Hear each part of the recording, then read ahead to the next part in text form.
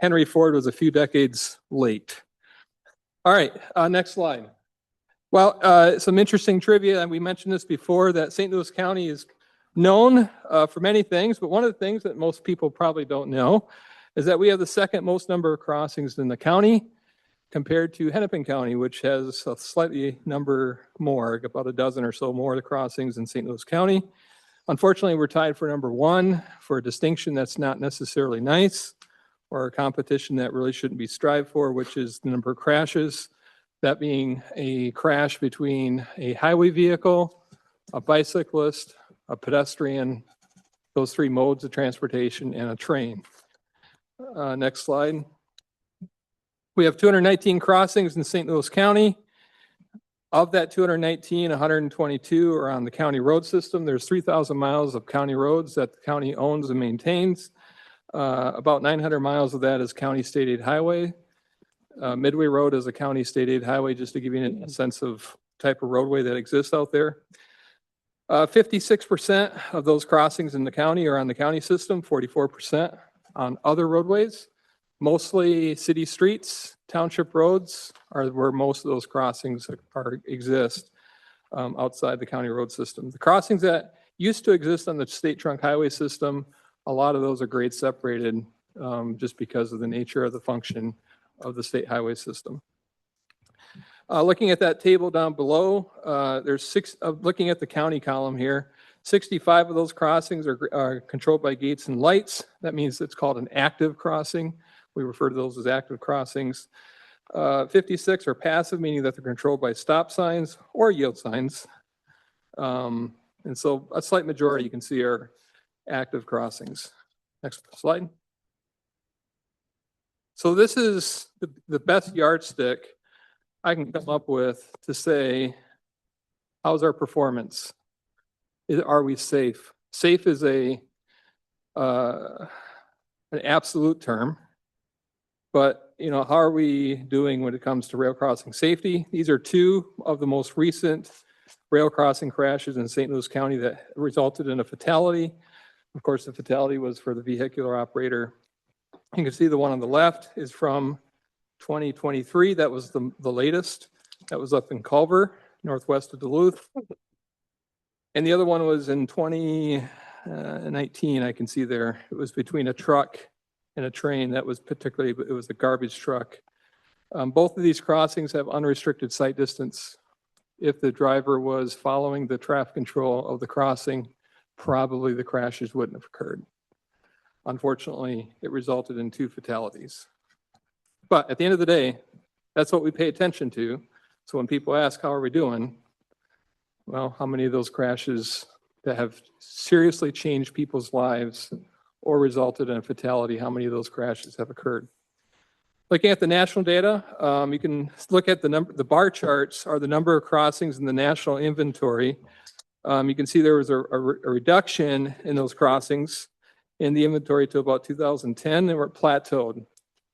So apparently we're either not eliminating crossings or closing crossings, or the number of eliminations are being outpaced or equalized by the number of new crossings. Well, I can tell you this, there aren't very many new crossings being established.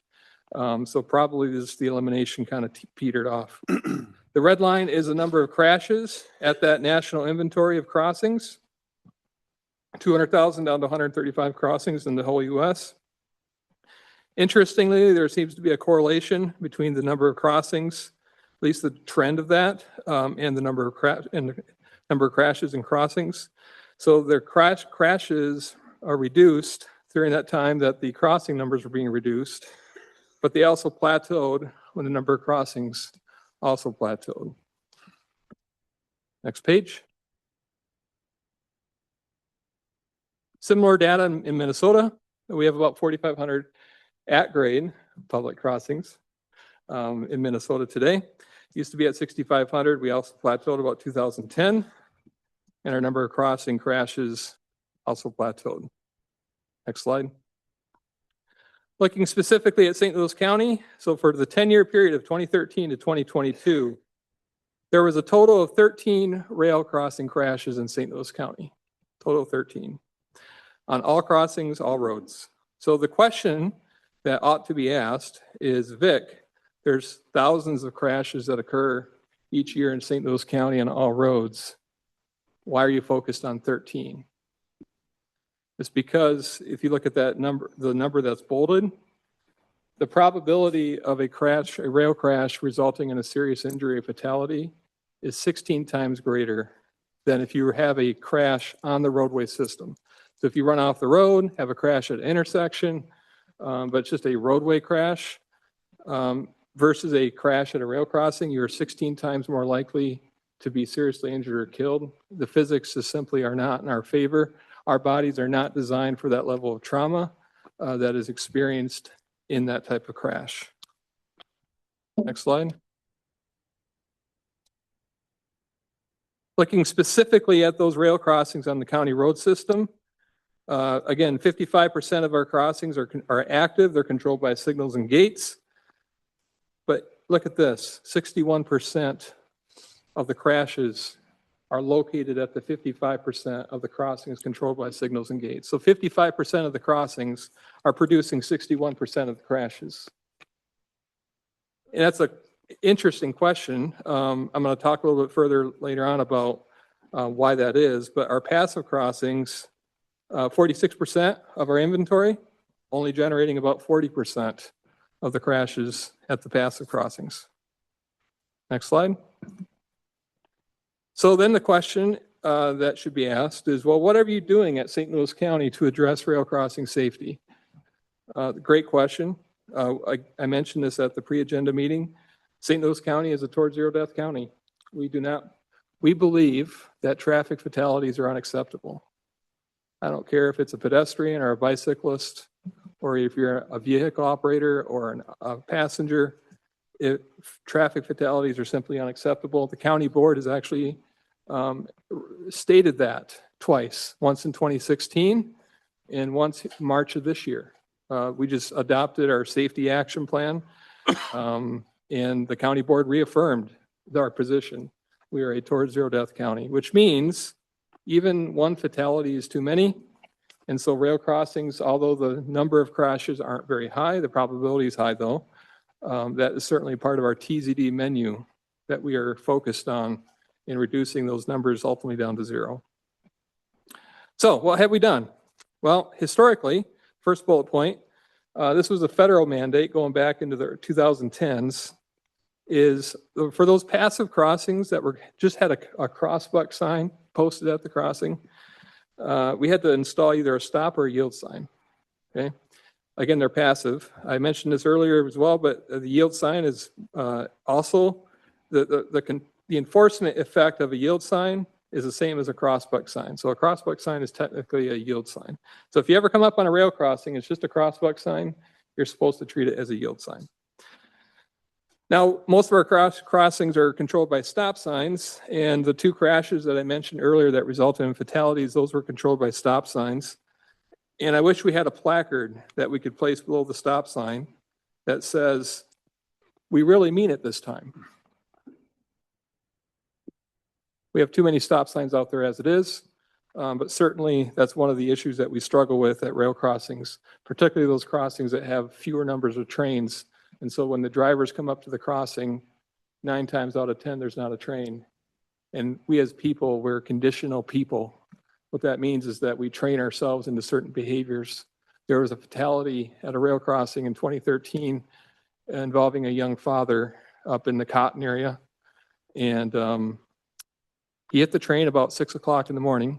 It was a stop control crossing. The train had a mechanical issue, so it was occupying the crossing. They estimate he would hit the train at 60 miles per hour. No brake marks. Wasn't suicide. What happened? Apparently, he was used to driving across that crossing at 60 miles per hour. It never happened yesterday. It never happened the day before. Unfortunately, it happened that day. All right. The second thing that we've done is we meet annually with the railroads. So there's 2 Class 1 railroads within St. Louis County, the CN Railroad and the BNSF Railroad. We also have 2 short-line railroads in St. Louis County, the North Shore Scenic Railroad and the Lake Superior Mississippi Railroad. We also meet with the MnDOT Rail Office representatives. We have a coordinator who works for the MnDOT Rail Office who is specifically assigned to Northeast Minnesota. So him, myself, and the railroads, we meet at these crossings and we look at improvements that can be made, sight distance improvements, clearing, if we have any projects that are coming up. But ultimately, we're looking for those crossings that are good candidates that we can submit for federal rail funding to install signals and gates. And that was the third bullet point. So that's historically what we've done. So then the question is, what are the results? Well, I mentioned this earlier, that we've always viewed the installation of signals and gates as the gold standard for establishing safety as an absolute value at those crossings. And so the objective of the MnDOT Rail Safety Program, the objective of the US FRA, the objective of St. Louis County for the longest time has been install signals and gates at every single crossing. The problem is, if we jump down to that third bullet point, if you look at the change in number of crashes at crossings controlled by stop signs versus crossings controlled by signals and gates, you only see a 36% reduction in crashes for crossings that were controlled by signals and gates versus stop signs. This is Minnesota data. This isn't national, this is Minnesota data, right? The other issue with signals and gates are not a TZD strategy, unfortunately. The other issue is that we receive funding to install one signal and gate system about every 2 to 3 years. We have 56 passive rail crossings remaining. That would take 110 years for us to accomplish our objective, which is to signalize every single crossing. The problem is that signals and gate systems get old, like we do, and they need to be replaced. And so if we do the math, what we're finding is that our safety program has largely become a signal system replacement program and has little become installation of new signals and gates. And so I look back at the last 6 years at St. Louis County data, and I see the projects come through. I'm a part of the project selection process, et cetera. And yeah, I mean, our program has turned into a replacement program.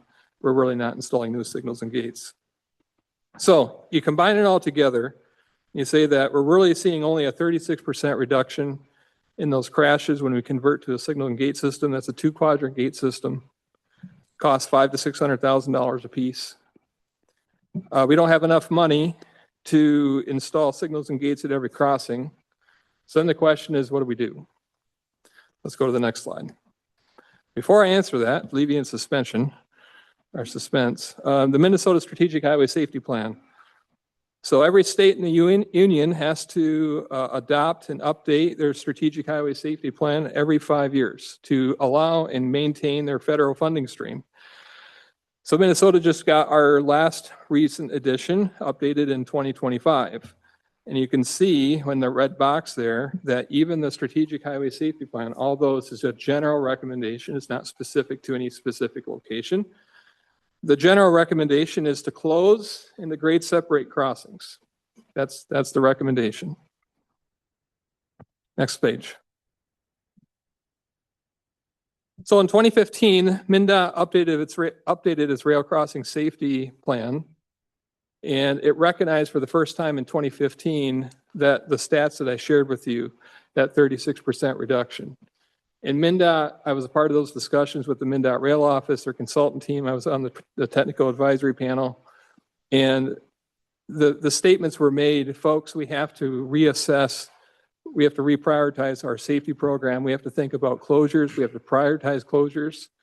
And I remember a voice from the MnDOT Rail Office speaking up and saying, but Vic, it's too hard. Well, I've closed 5 crossings with the help of others in St. Louis County since 2007. They take a lot of time, they take years, they take a lot of discussion, they take a lot of partnerships, they take a lot of stakeholder involvement, but we can get them closed. And every single one of those projects, I don't have time for that tonight, but resulted in improved safety by either the closure of a crossing, installation of new signals and gates, a new roadway that bypass an old crossing, those sorts of things. Anyway, The 2015 plan got us thinking as St. Louis County because, again, we have 122 crossings on the county road system. We're the second most number of crossings of a county in the state. So in 2018, I started having discussions with our consultant partners to say, okay, who has some experience on writing a rail crossing safety plan? As you can probably guess, this is not a pervasive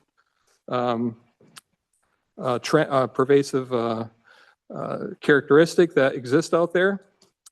2021, we actually formally got the project underway, and we completed it in 2024. This is the first of its kind for St. Louis County. It's the first of its kind in the state of Minnesota, and other states are just beginning to follow suit on this type of model.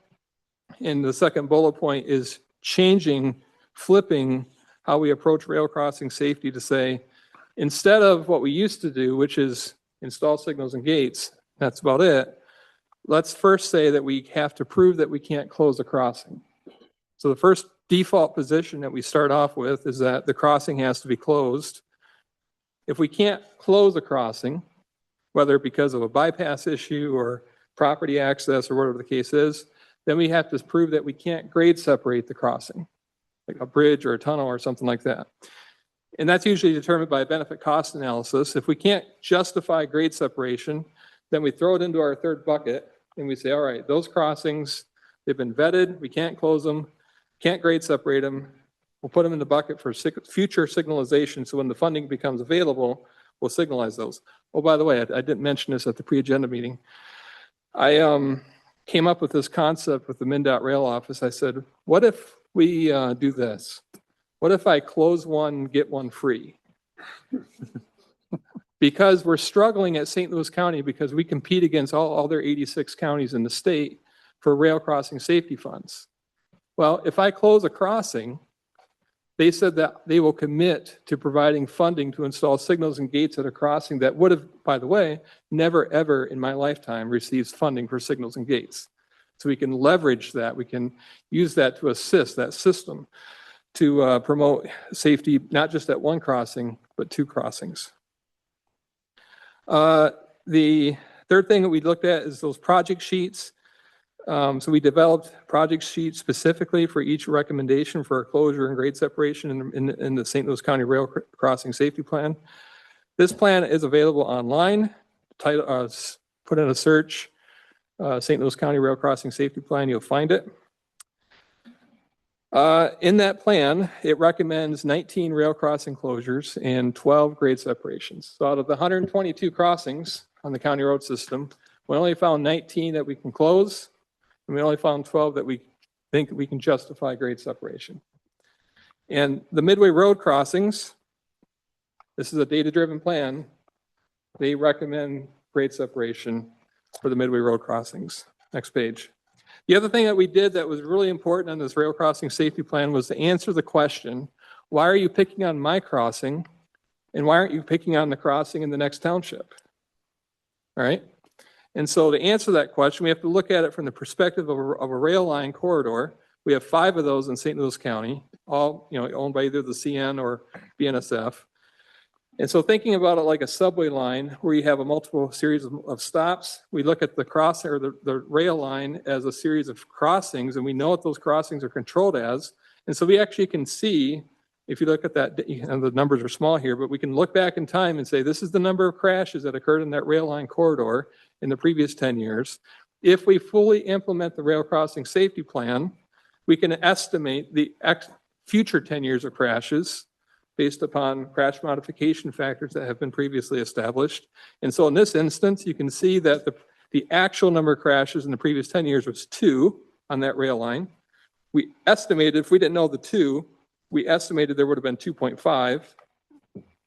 In the future, if we fully implemented the rail crossing safety plan, we estimate there'd be 1.2. So it's about a 50% reduction that we would realize on that rail line simply by implementing the rail crossing safety plan. So again, that helps answer the question, Vic, why are you picking on my crossing and not somebody else's crossing? One more thing I'll say real quick is in October of 23, October of 23, I held a workshop specifically for the townships in which there was a recommended closure and a grade separation. I brought on the township representatives, typically their supervisors, and we had a meeting up in Cotton. All the townships were represented. And I don't have a pen with me right now, but I gave them a pen. I said, you have the golden pen this evening.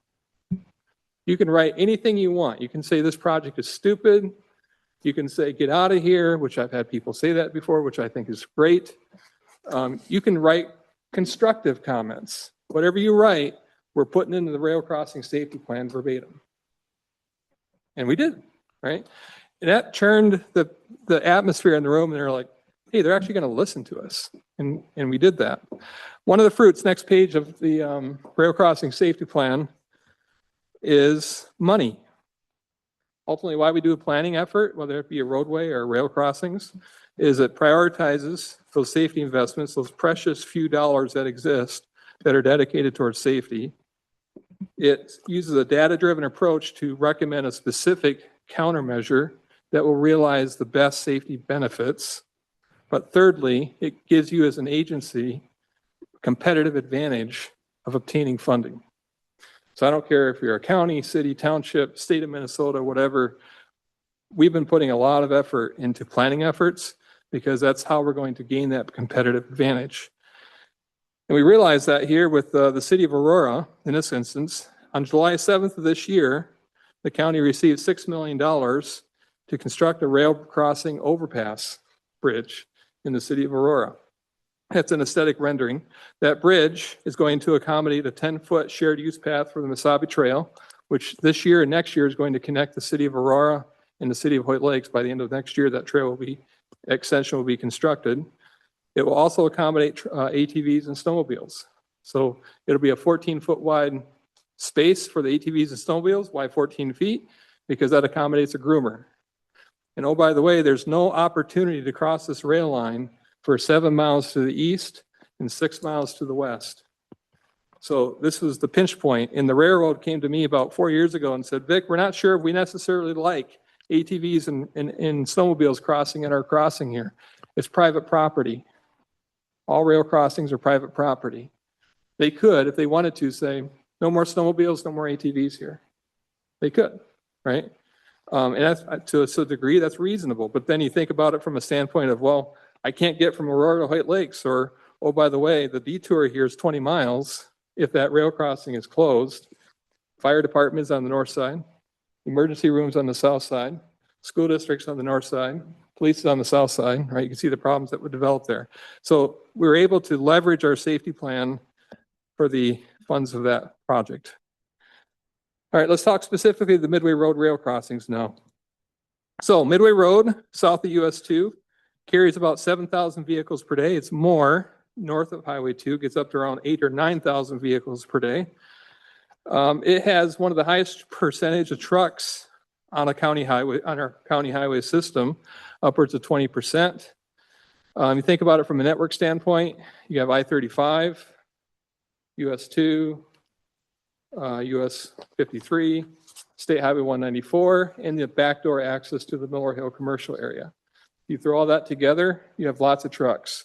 When you have lots of trucks and you have lots of cars, well, that's one thing, but both crossings carry up to 30 trains per day.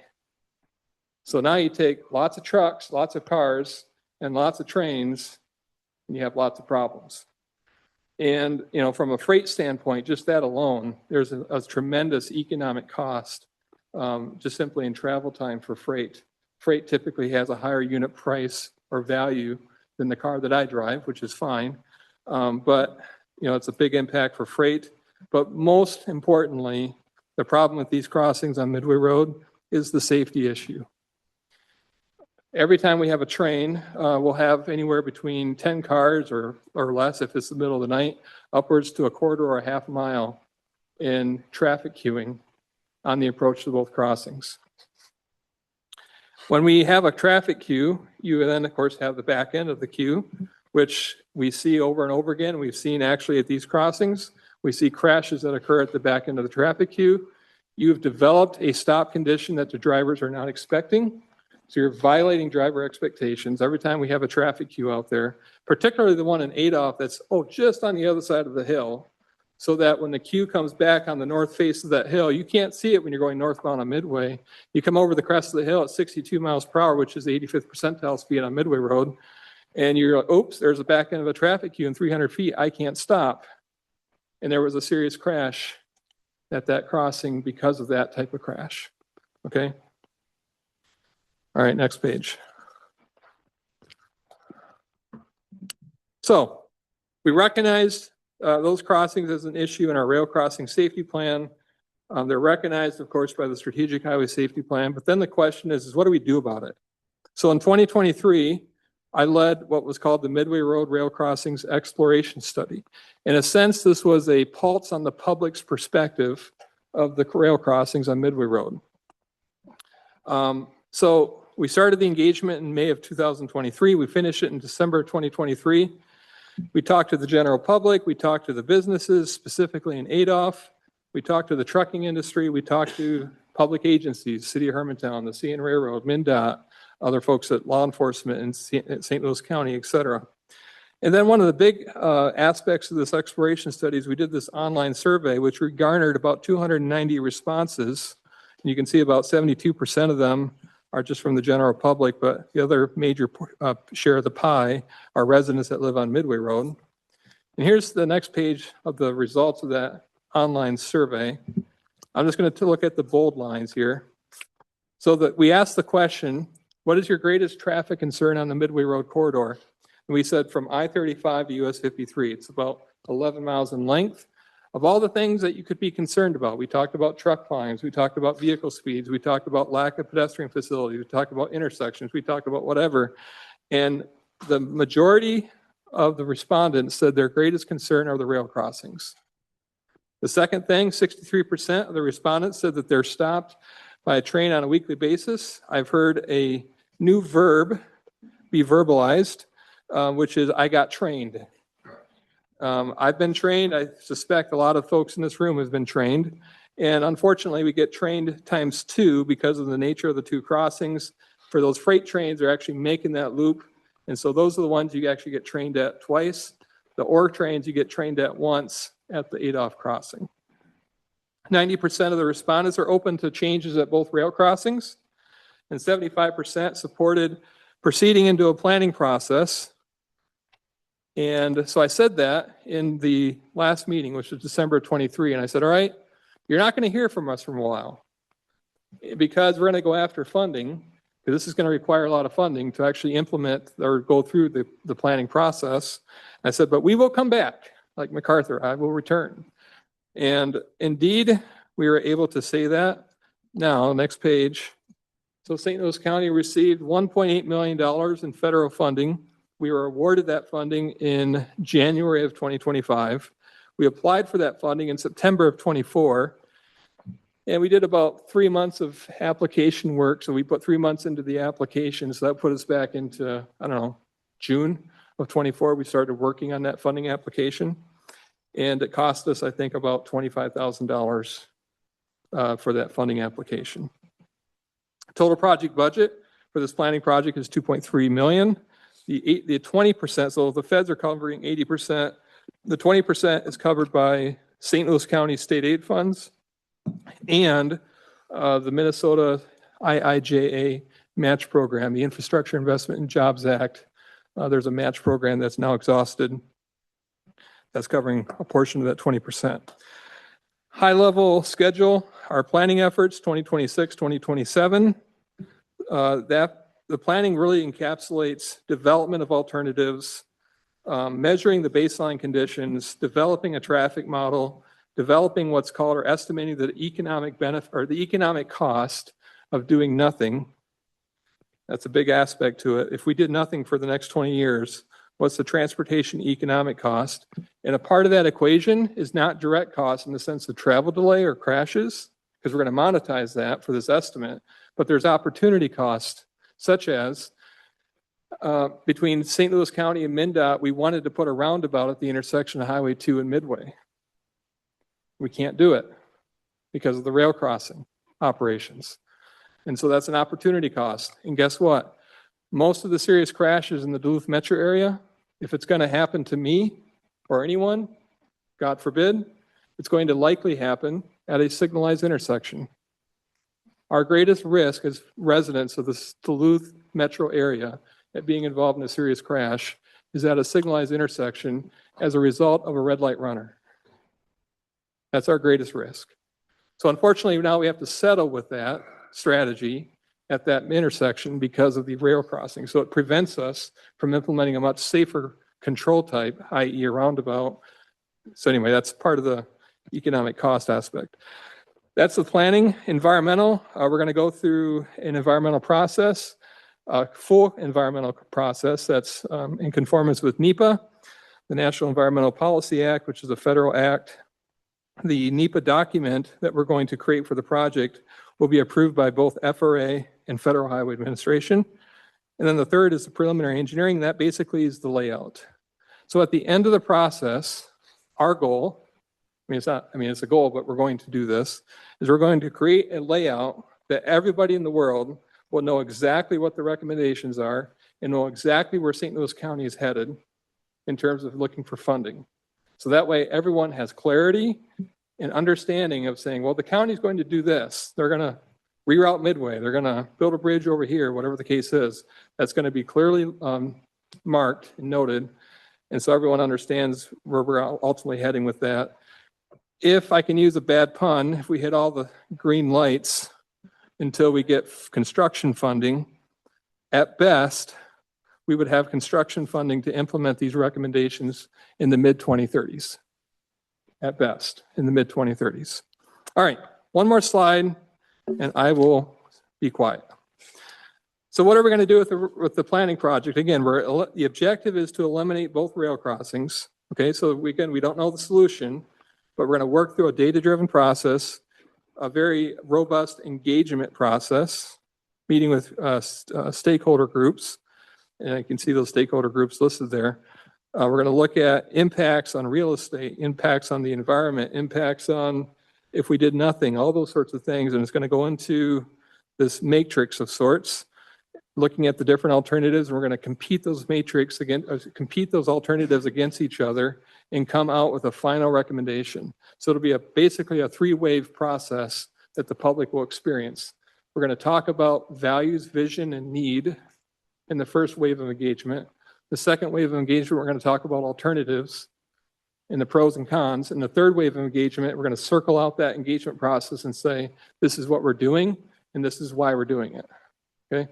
I tell folks that my engagement processes, my objective is not to make you agree with me. There's plenty to disagree with Vic Lund about.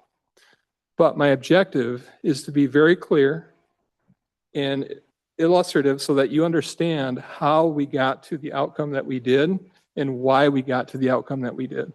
That's my objective, okay? It's had the deliverables here. We're gonna have a fully approved NEPA document. So again, approved by Federal Highway and Federal Railroad Administration. That NEPA document will cover construction, a final geometric layout, aesthetic renderings and videos so people can actually see what it looks like. That example I had in the city of Aurora, that was an aesthetic rendering. And also videos to see if people can kind of immerse themselves in the sense of this is what it's going to look like when I drive or whatever. And then preliminary construction cost estimates. Those three things are going to form the basis of our future funding request, our capital funding request to actually implement the recommendations from the planning project. All right. I am happy to stand for any questions from the council. Thank you so much for your consideration. Happy to answer questions now. And as the mayor mentioned, happy to answer any questions if there are any from the public comment session. All right, thank you. No, nothing to know.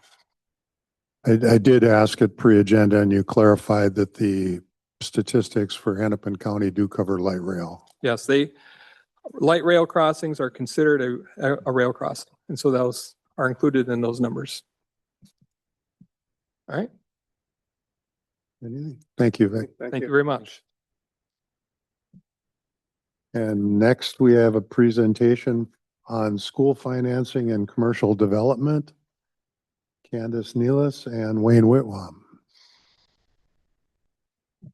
Good evening. Thank you again for having us tonight. My name is Candace Nellis, and new to my role as the Director of Business Services at the Hermantown School District. I spent 11 years in Cloquet prior to that, so I feel like I know a little bit about taxes. But so school district taxes work very differently than the city and county taxes. All of our taxes are based on state legislation, and so as state legislation changes, those rates change. We levy to what we call the max every year. So whatever's in legislation for long-term facility maintenance, operating capital. We don't have an operating levy, but if we did, those are all set by state statute. And we do that every year. So in previous years, just to give you kind of a lay of the land, 2022, we had a $6.7 million levy. And in 2026, we had a $6.6 million levy. That accounts for about 15 to 18% of our total budget for the school district. And the only way that we can actually increase that amount would be to go to the voters for approval. So many factors kind of go into those. We have very complicated formulas from the state. I think it's probably the most complicated school finance across many of the other states in the US. So student population goes into that population in your district, and also age of buildings can also adjust our formulas. So no matter what happens, whatever we levy, the 6.6 million is the max that we will see. No matter if we have new commercial property, residential property, it's just going to adjust who pays what among those. So no additional dollars from us or to the district based on our levies. Wayne, do you want to address the agreement? So that's the tax portion, so we don't get any new dollars, it just changes how it's divvied up amongst the tax.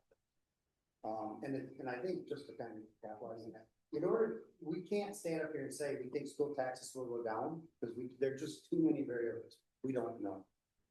Potentially, yes, but again, too many variables for us to say that. But the other part that the city negotiated on behalf of the community was the agreement that the school would get starting in 2030, $850,000 a year, increasing $50,000 each year for 28 years. I want you to know that the school appreciates that we negotiated that, and that the district would benefit financially from that. One of the questions we were asked to talk about tonight is how the school would use that money. And the first thing is we would need to come up with a joint powers agreement with the city on what we could spend it on and what we couldn't. We haven't really done that because we wouldn't spend the money on an attorney to draft up a joint powers agreement until we know this actually can happen.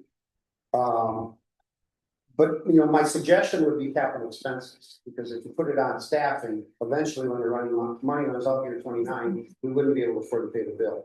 So you don't want to put yourself in that position. So I think we'd be putting it for capital expenses. And I was telling Candace, maybe we can put something in there that would say, if the state gives us 0 or 1%, like if it's going to put us in a position where we're having to cut again, then maybe we could use that to offset cuts. But at the end of the day, I can't really tell you what we spend the money on, because if the school district gets money, we want to get community input how to best invest those dollars. I can tell you this: in 2035, the high school will be paid off. We passed a levy in 2015 with basically a 20-year mortgage. It's a bond, but 20-year bond, get that paid off. They'll be paid off in 2035. We know at that time we need to take care of the elementary school. That's probably the top priority. It's at capacity. We did look into a new elementary. It was priced at $84 million. And then one other thing happened. Our enrollment's been around 132, 135, 138. 138 is really our max. All of a sudden this year we dropped to 118. We don't know if that's a one-year thing or a trend, but it certainly got the board to back off the new school idea for the moment. We gotta wait and see if that trend's going to continue, if the levels off, what that does. But we do have the opportunity to offer a tax neutral levy when the high school is paid off. So that'd be about $50 million. Well, if we're looking at an elementary renovation of 20 to 25 million to update some of the 1970s bathrooms and such, looking at a CT expansion of about 10 million, and possibly looking at an indoor field house, which would be 30 million, you can see I've already gone past 50 million that the board said, you wait, not $1 in new taxes. We've got to figure that out. So one of the ideas that I have would be to build a shell for a field house and then use those dollars to keep finishing it off each year. But again, Those are just my ideas. We need community staff and school board input on how to best invest those dollars. But I can say the funds will benefit the district and schools. Thank you. Any questions from council? No. Thank you for having Thank us. you. And with the presentations ending, we will now move to public comment, general public comment. I have the first sign-up sheet here. First person listed is Darren Wheats. And on deck is John Munter. Is Darren here?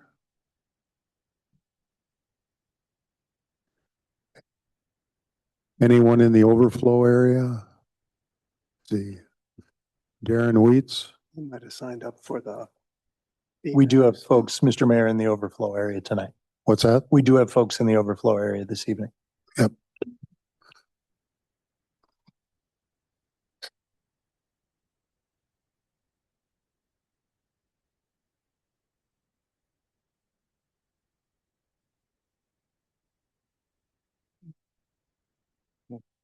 No one there named Darren Wheats.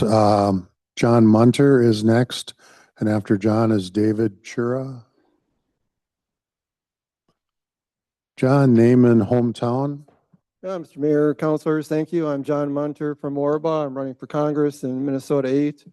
And I witnessed the recording of your AUAR presentation. I thought it was really short on data and had mainly talking points there. But I appreciate some of the questions, like, is there a facility within 1,000 miles we can go visit? And that's a comparable size and closed loop system. I want to talk about the idea of bonding before you come to an agreement and sign your name on the dotted line. Google should be bonded to cover decommissioning, which we know can be 20 or 30 years down the road, but something else could happen before then. You could get, DeepSeek, Chinese innovation that makes some of these facilities overbuilt. You could get Great Depression, you could get financial problems, copper and nickel, or copper and rare earths lacking in this country. So if construction is completed, there's a lot of these issues, but even before then, there could be some real issues. I think it should be estimated by a third party like MPCA or U of M or some other person, and maybe adjusted to 125% of the cost to account for inflation and problematic estimating of how much it would cost. And there should be liability costs also that could come up, like claims for wells that are polluted or dry up, health claims, floods, whatever that might come up. In terms of remediating, what if you have Google down to one building instead of 4 buildings and you want to condemn it or something? You could do that and use the funds from the bonding to pull out the concrete and put in grass and trees and that type of thing, perhaps, or just anyway, condemn the building. And then how much the facility will continue, and how much will be an eyesore and that type of thing. So I think all these issues should be figured out beforehand, and you should have a third party estimate what the cost should be, and then negotiate with Google on the bonding, and then sign your name on the dotted line. So thanks. Thank you. Next is David Chura, and after David is Don LaPointe. Good evening. My name is David Chura, and I live in Duluth. I want to begin by acknowledging something that makes Minnesota special.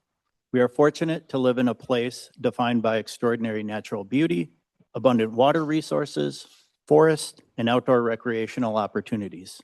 People care deeply about protecting those assets, and they should. But Minnesota is unique in another way. We have some of the highest regulatory standards in the country. We require public engagement. We require environmental review. We give residents, local governments, and stakeholders a meaningful voice throughout the process. Those standards don't prevent development. They help ensure development happens responsibly. There's another reality worth acknowledging. Nearly all of us rely on data centers every single day, often without thinking about it. When we schedule a doctor's appointment online, stream a video, check our email, or make a post on social media in support or opposition of a project like this, we're depending on data centers. In many ways, our phones have become remote controls connected to data centers. It's easy to support the benefits those services provide. The harder question is whether we're willing to support the infrastructure that makes them possible. If we expect to enjoy the conveniences of a digital economy, we should also be willing to have thoughtful conversations about where that infrastructure is located and how it can be developed responsibly within our own communities. That's one reason Minnesota is so well suited for projects like this. We have a highly educated workforce, reliable infrastructure, a cooler climate, and a regulatory framework that gives businesses confidence while protecting the public interest. There are also meaningful local benefits. A major commercial investment can broaden the tax base, support infrastructure, create construction jobs, attract additional investment, and help reduce pressure on homeowners who otherwise shoulder a growing share of the community costs. To me, this is not a choice between preserving what makes Minnesota special and embracing economic opportunity. Minnesota's strong environmental protections and stakeholder engagement processes are exactly what makes us an attractive place for responsible development. We have an opportunity to demonstrate that economic growth and environmental stewardship can go hand in hand. I support the data center and thank the mayor and council for your thoughtful engagement throughout this process. Thank you. Thank you. Next is Don Lapointe, and after Don is Candy Mock.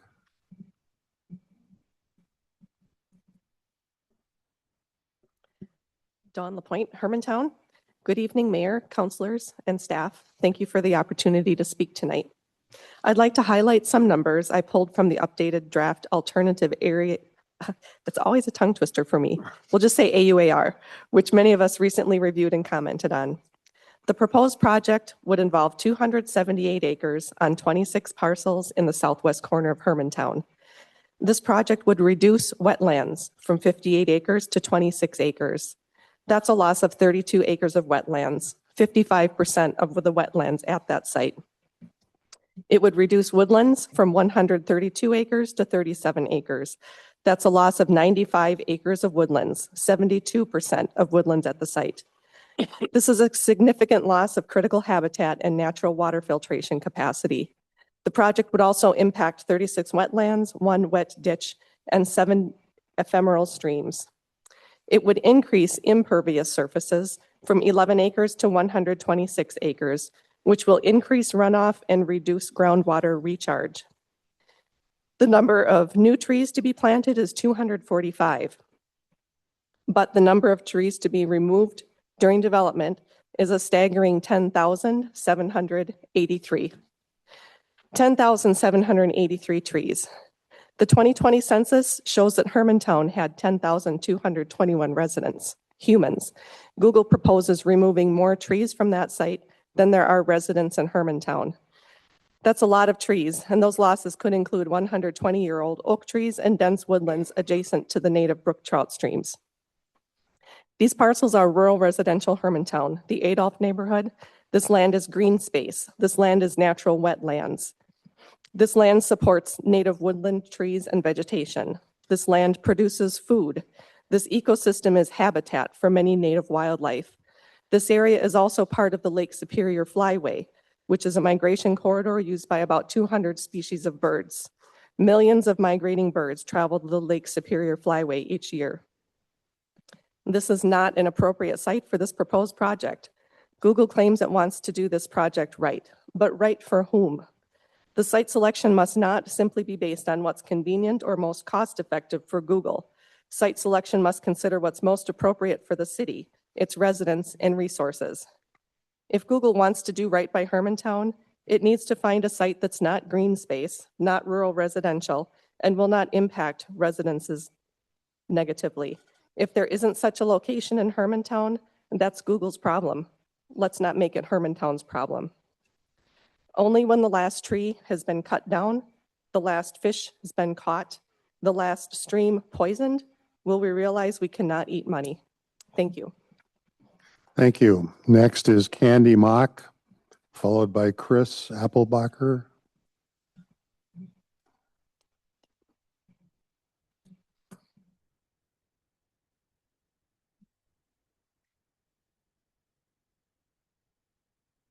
Candy Mock, resident of Hermantown for about 15 years now. The proposed hyperscale data center project that you all are moving forward with is really just weighing the benefits against the risks, right? I'm here to talk about the environmental risk assessment. Andy, you are in the insurance industry, and I would imagine that you have tools that have been developed over years and years that you rely upon to make your decisions.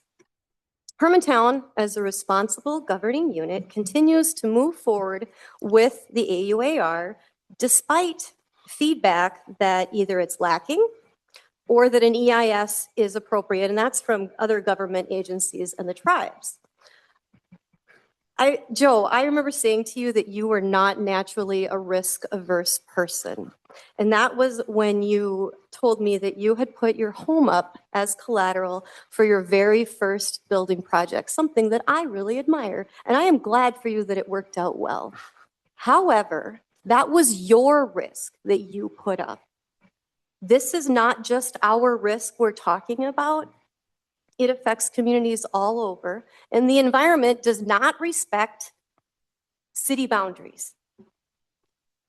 I'm watching this AUAR process, and I'm seeing how many responses are catching inconsistencies or saying it's lacking something.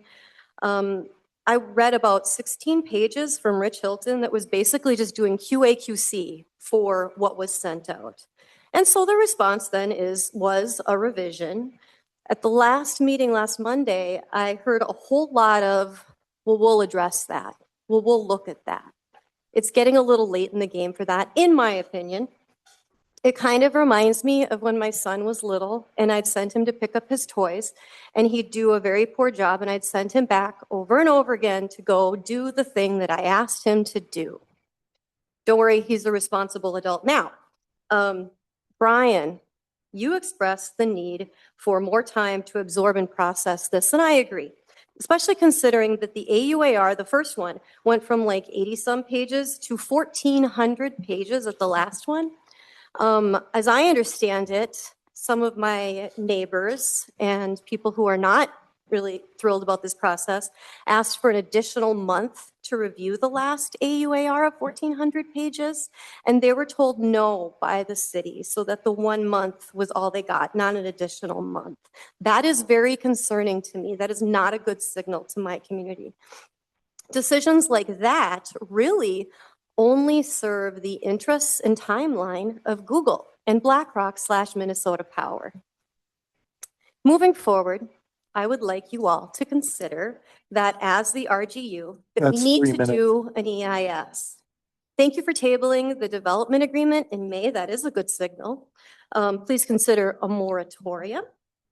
Please do not sign anything moving forward until we get more guidance from legal actions or at the state level. And please do not fall into the sunk cost mentality and sunk timeline mentality or pressure from BlackRock/Minnesota Power and Google.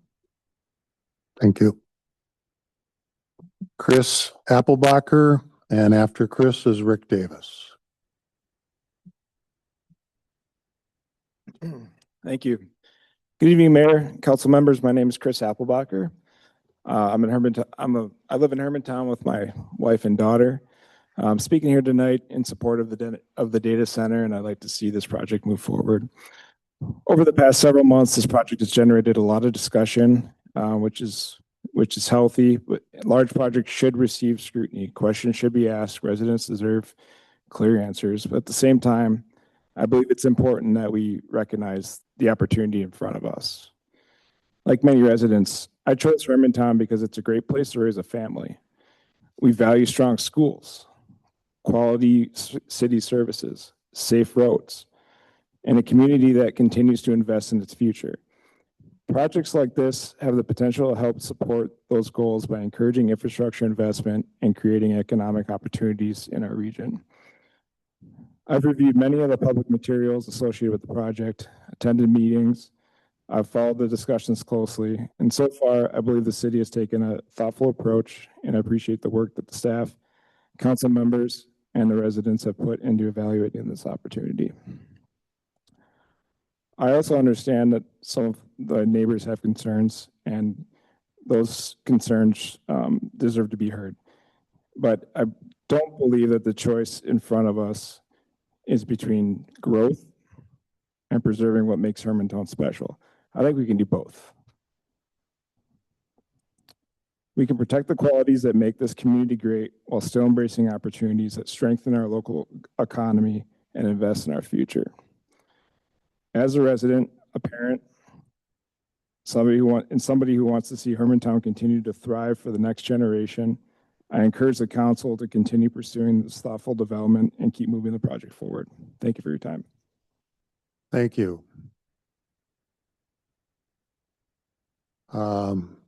Rick Davis just walked out.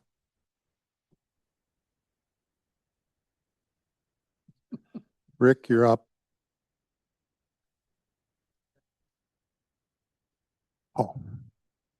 Oh, Rick Davis, Hermantown, thank you for letting me speak. And at the meeting last week, I appreciate you asking questions. The one thing I want to address first was the 7 monitoring wells. And I believe it was you, the mayor, you asked, what are you going to do with these wells when the project's done? Was it you or somebody here that asked that question? couple different people asked. Yeah, okay. And the response was, we're going to cap the wells, right? There were 2 responses. Well, okay, I heard them. I listened to it like 3 times or 4 times, and it's hard to still get it straight. But they said they're going to cap the wells. And then somebody said, well, what do you mean by capping them? And they said, well, after we cap them, we're going to fill them. Did you remember that? It's Okay. But anyways, that's what was said. And for one thing, state law says whenever you drill a well, you have to cap it right away. So if they're going to drill 7 wells, they drill one, the state says you have to cap it. So it's capped. That just means it's sealed so nothing can get in there. Otherwise, they could be contaminated.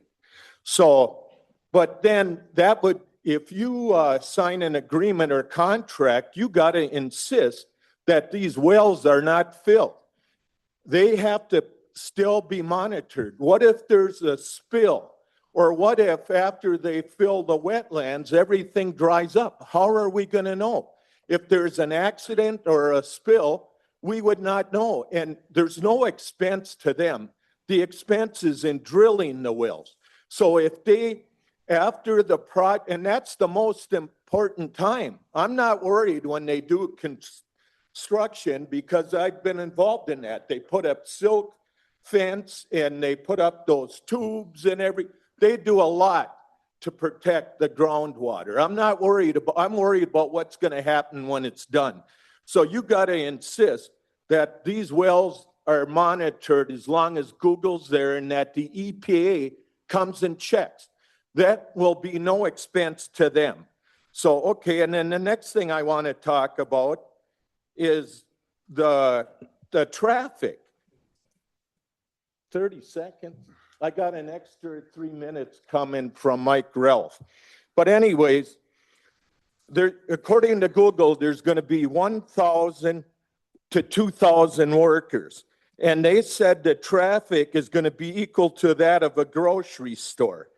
Well, you take 1,000 workers driving in and out, coming and going, plus contractors have pickups with equipment. And then you got testing companies coming in.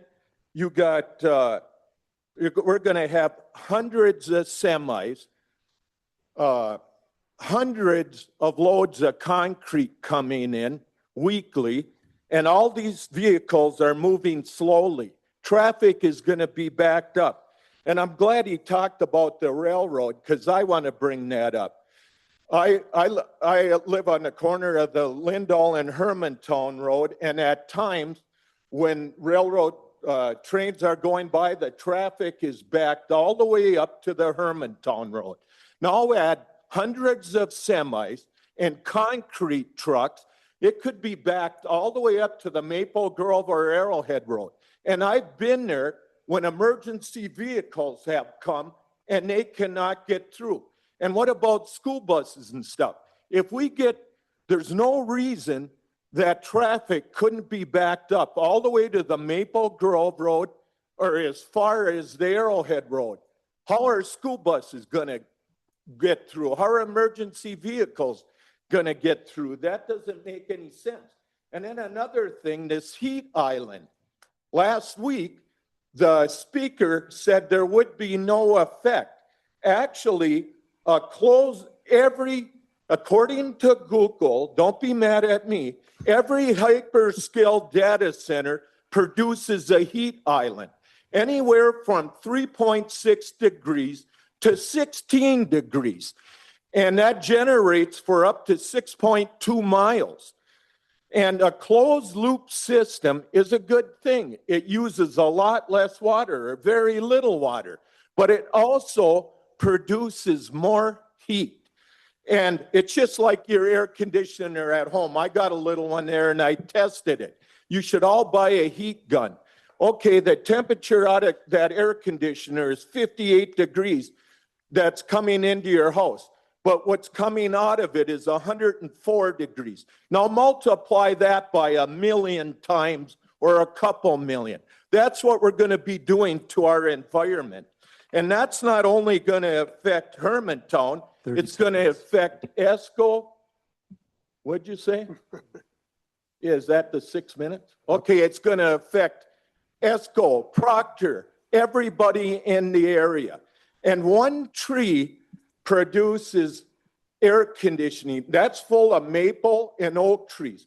If you guys should all go there and walk under it on a hot day. It can lower the temperature anywhere from 20 to 40 degrees, according to Google. So you go there and walk on that. Once you cut these trees down, Thanks, Rick. there's no more protection. Thank you. Next is Cliff Davis, and Cliff has 3 minutes seated by someone else. Who, Mr. Mayor? Cliff and James Thorstensen seated 3 minutes to Cliff. My name is Cliff Davis. My friends and family call me Skip. I want to talk about the data center. On April 1st, Neil Atkins gets on the radio and says, the data center is a done deal. He says, construction's going to start on April 30th. Well, he wasn't right. He didn't know what he was talking about. And last time I was in here, I told you about data center in a box. And people thought it was funny, but okay, I asked Google, what about this data center in a box? They said, yes, they build them in a factory and they put them in shipping containers. You can take them anywhere you want to go. I think you should put a couple out here and a couple over there. And if you want to bring one behind your house, you can. And they got their own cooling system. Or you can tell, and then you can tell Google to put theirs where the sun don't shine. And last time I was in here, I talked about Foxconn coming to Racine, Wisconsin, and the president was there, and the president said, there's going to be 13,000 people working here. He says, this is going to be the 8th wonder of the world. Big talker, Betty Crocker. It never came. The people, nobody's working there right now.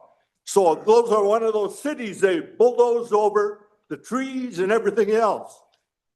And this ain't about politics, because back in the 60s and 70s, you remember all the smog they had. It's totally about the environment. Remember all the smog they had in California. And then they elected a president called Richard Nixon. And when he got in, he told the auto companies, you got to find a better way to make these cars, or you're not going to sell one in this country. I won't let you sell a car in this country. And they said, we can't do it. Well, he said, start making bicycles. But They said, we can't do it. What? Sooner or later, they made a deadline. They come up to the deadline. And they said, we think we got something. The catalytic converters, unleaded gas. You couldn't breathe in those big cities all over the world. And now you can breathe. You can go to Los Angeles. You can take your mask off, turn your headlights off in the daytime. I wish he was here to stop these data centers. I asked, and another statesman from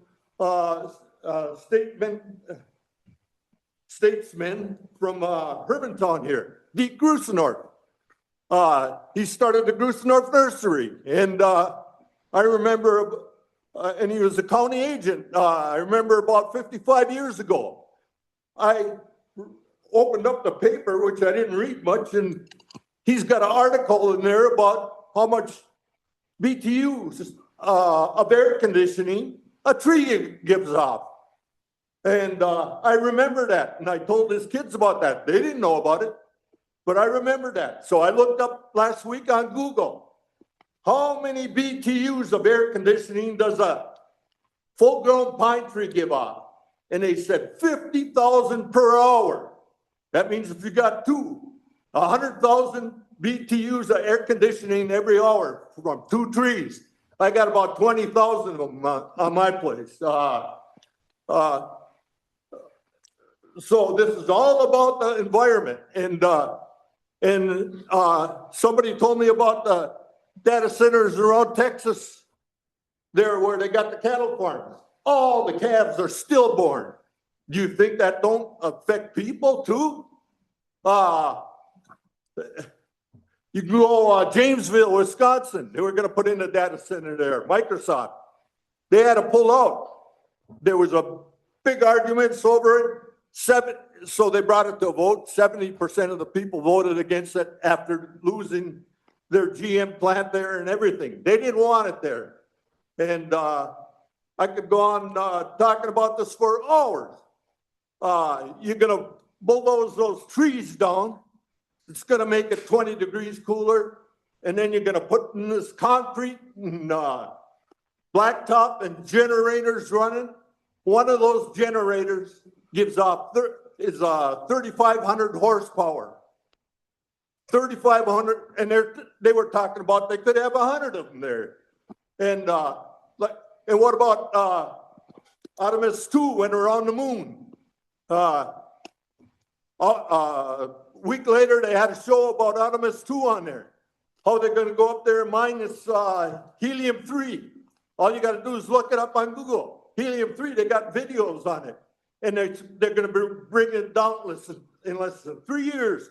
They're going to be making the computers different and the phones. It's worth 100 to 150 times more than the price of gold.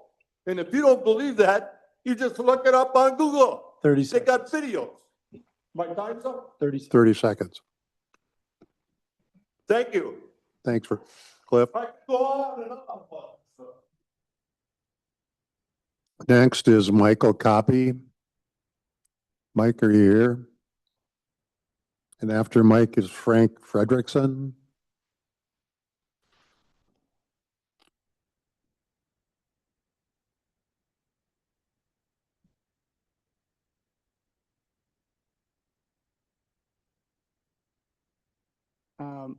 Michael Copy, 5124 Beaver Creek Road here in Hermantown.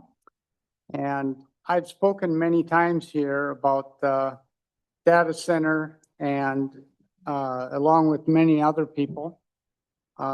Today, I would like to talk more about the process that has taken place now for well over half a year. When the meetings first started about the data centers, both meeting rooms were filled to capacity.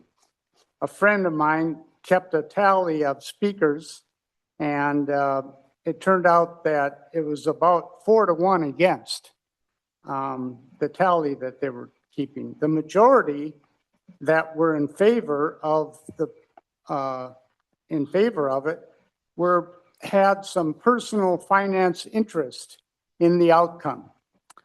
And over time now, fewer people are here voicing their opinions, but the NDAs that were signed long before this became public knowledge, and you have tried to hide the rezoning of this land under the disguise that it was part of a comprehensive plan all along. And the city has taken the easy path, not doing a full IES. So now a petition was signed with over 800 signatures to change the form of government here in Hermantown. This should tell you that the citizens of Hermantown are not happy with the process that has been taking place. I don't know what it takes for you to see that the community is very unhappy with this total process that has taken place over the last, over a half a year now. So I ask you to try to change that process from here on and try to listen to the community and be, aware of what is happening in the community. Thank you. Thank you, Mike. Next is Frank Frederickson. And I'm having trouble reading the last name, but I think the first name is Laura something for the next one. Frank, name and city of residence.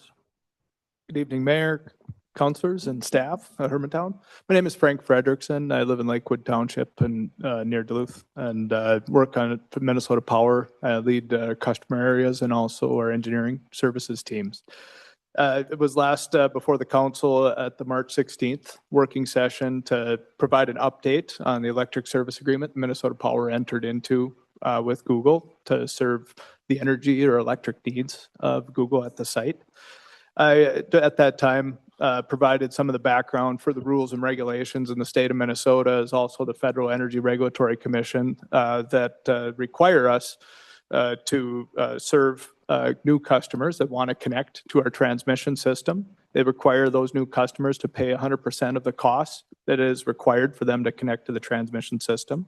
I talked about the Minnesota laws and regulations that require any new load over 100 megawatts, a large load that would be brought on to our system would not cause any increase in cost to other customers. It can only be flat or a benefit, which would be an offset or lowering of costs for customers.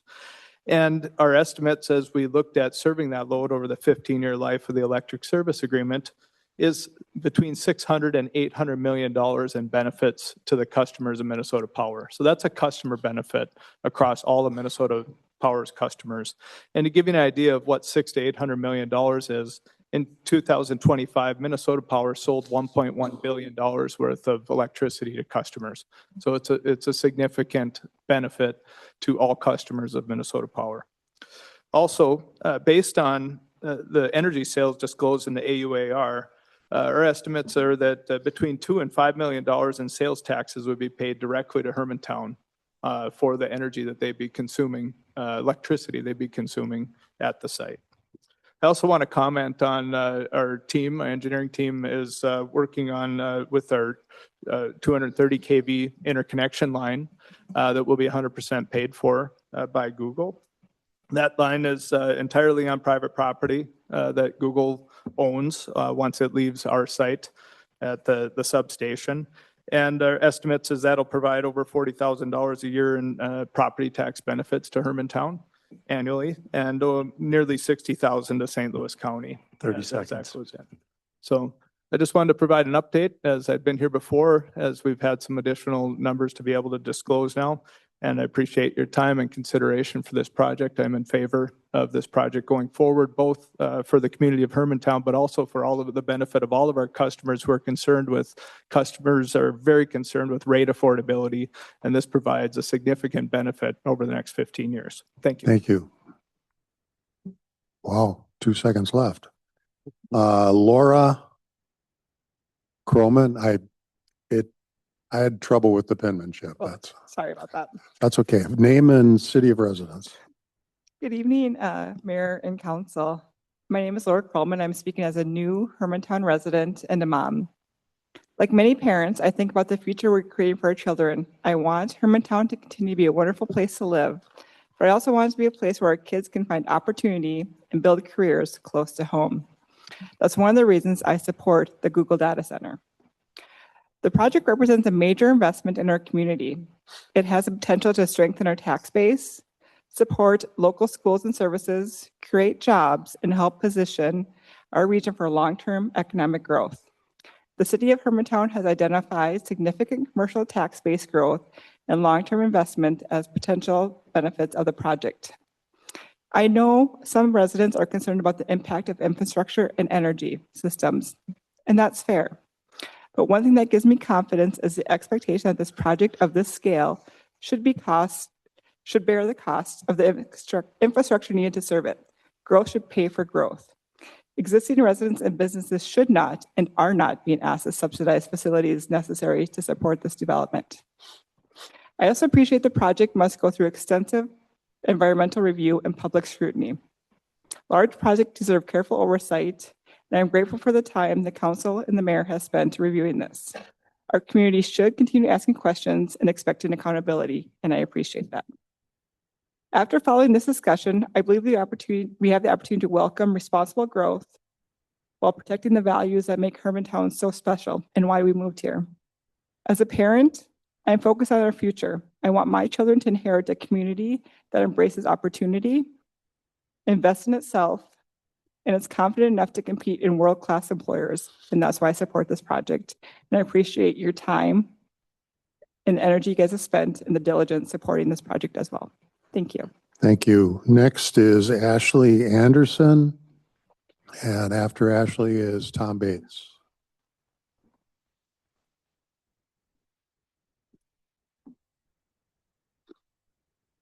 I have time from Carol Welch as well. Yes, you do. 6 minutes, Joe. Thanks. Okay, author Michael Lewis says that public service is made up of people mostly unrecognized and uncelebrated, doing work that can be deeply consequential and beneficial to everyone. What you do matters. Last month, you chose to approve Towards Zero Deaths grant application to be submitted on behalf of residents for safety.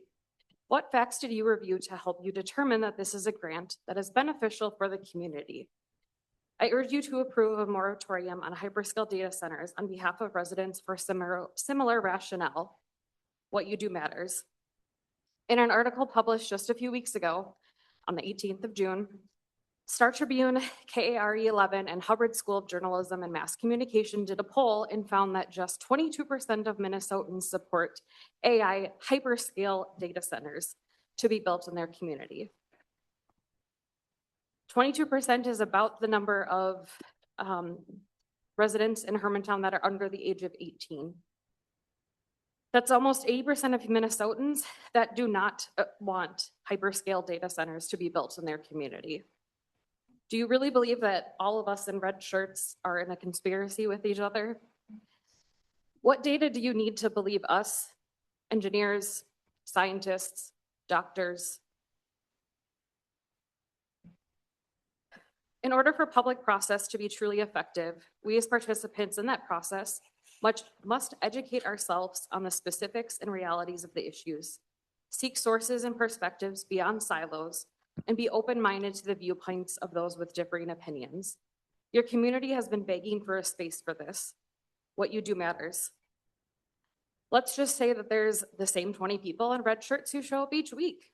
How much time do you think that these community members are spending time on researching, understanding, organizing, collaborating, worrying about their home, their children's ability to thrive in Hermantown, processing their grief and the helplessness they feel? Anecdotally, it's about 10 to 20 hours per week.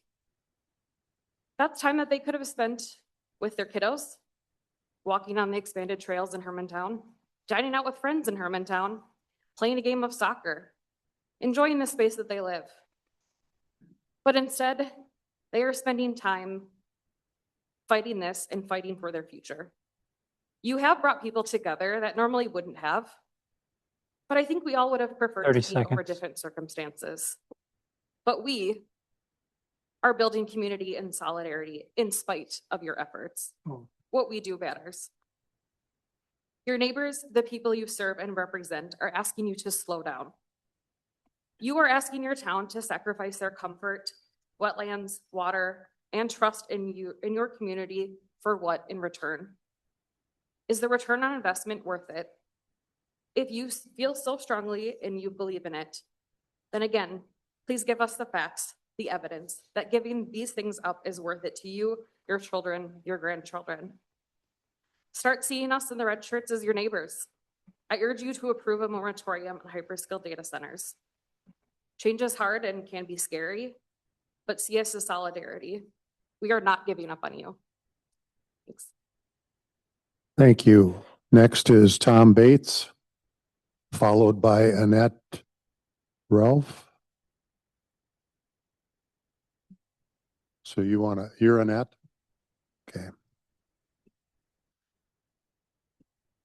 Oh, I see. You So know let's see, You know the drill. let's see if I can do this right for once.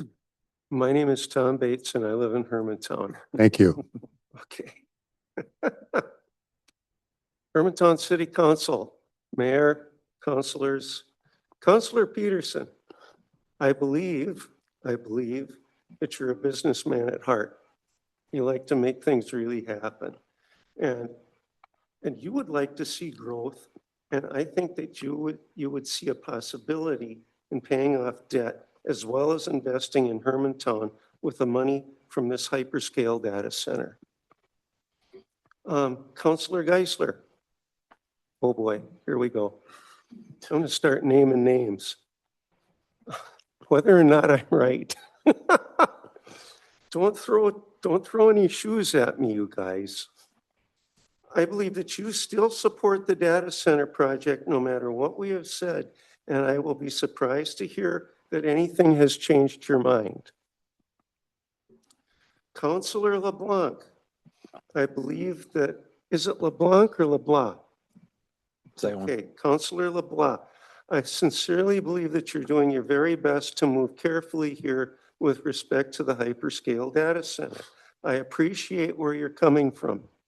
I was a young guy on a board one time and I had to move real carefully. So Councilor Jelly, I appreciate the thoughtful comments you've made and from the insight that you've given from time to time, I can tell that you're really thinking about this whole thing and I appreciate that. Mr. Mayor, where'd you go? There we go. You've got a hard road to hoe, and make no mistake, you got a hard road to hoe. But here's what I'd like to say to you all, to all the councilors and to the whole team. 70% of your constituents are against this thing, more or less. Most of the time in politics, that would be a slam dunk change of heart for any representative. Really, it would. It really would. For the life of me, I don't understand why we haven't put a hold on this whole project until we can truly wrap our arms around this whole thing and really see it for what it is.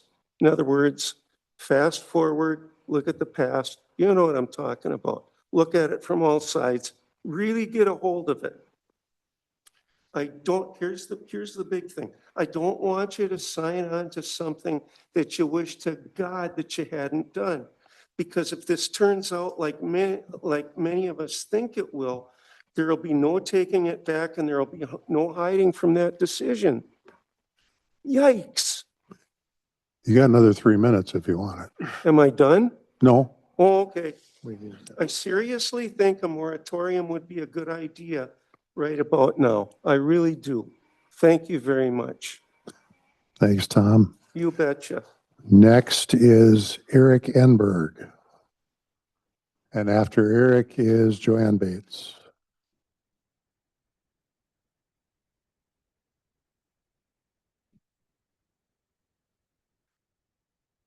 Good evening, Mayor and council members. I'm Eric Enberg. I'm in Hermantown.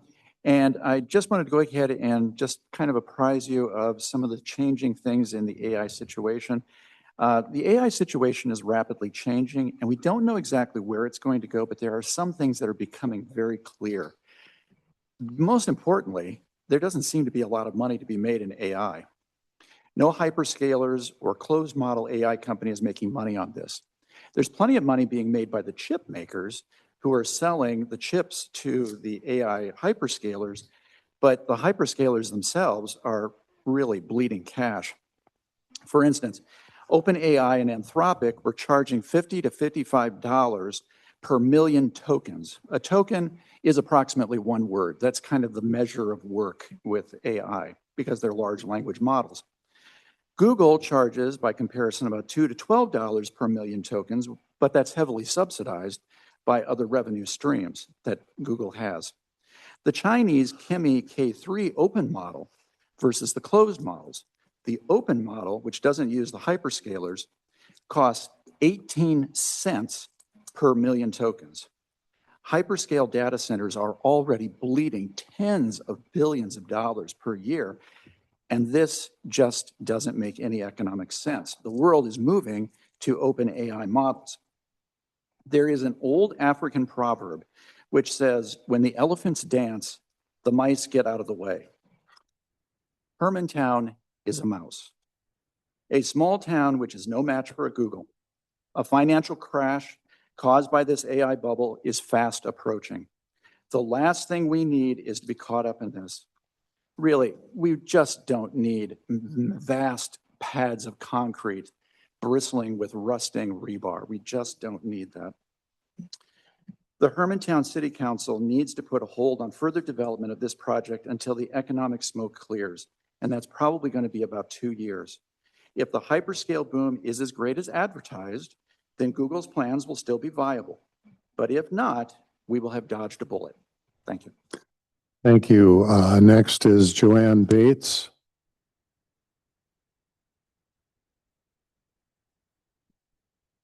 To who? Oh, I don't have that page yet. Okay, so Joanne, seated time. Eric Palmer.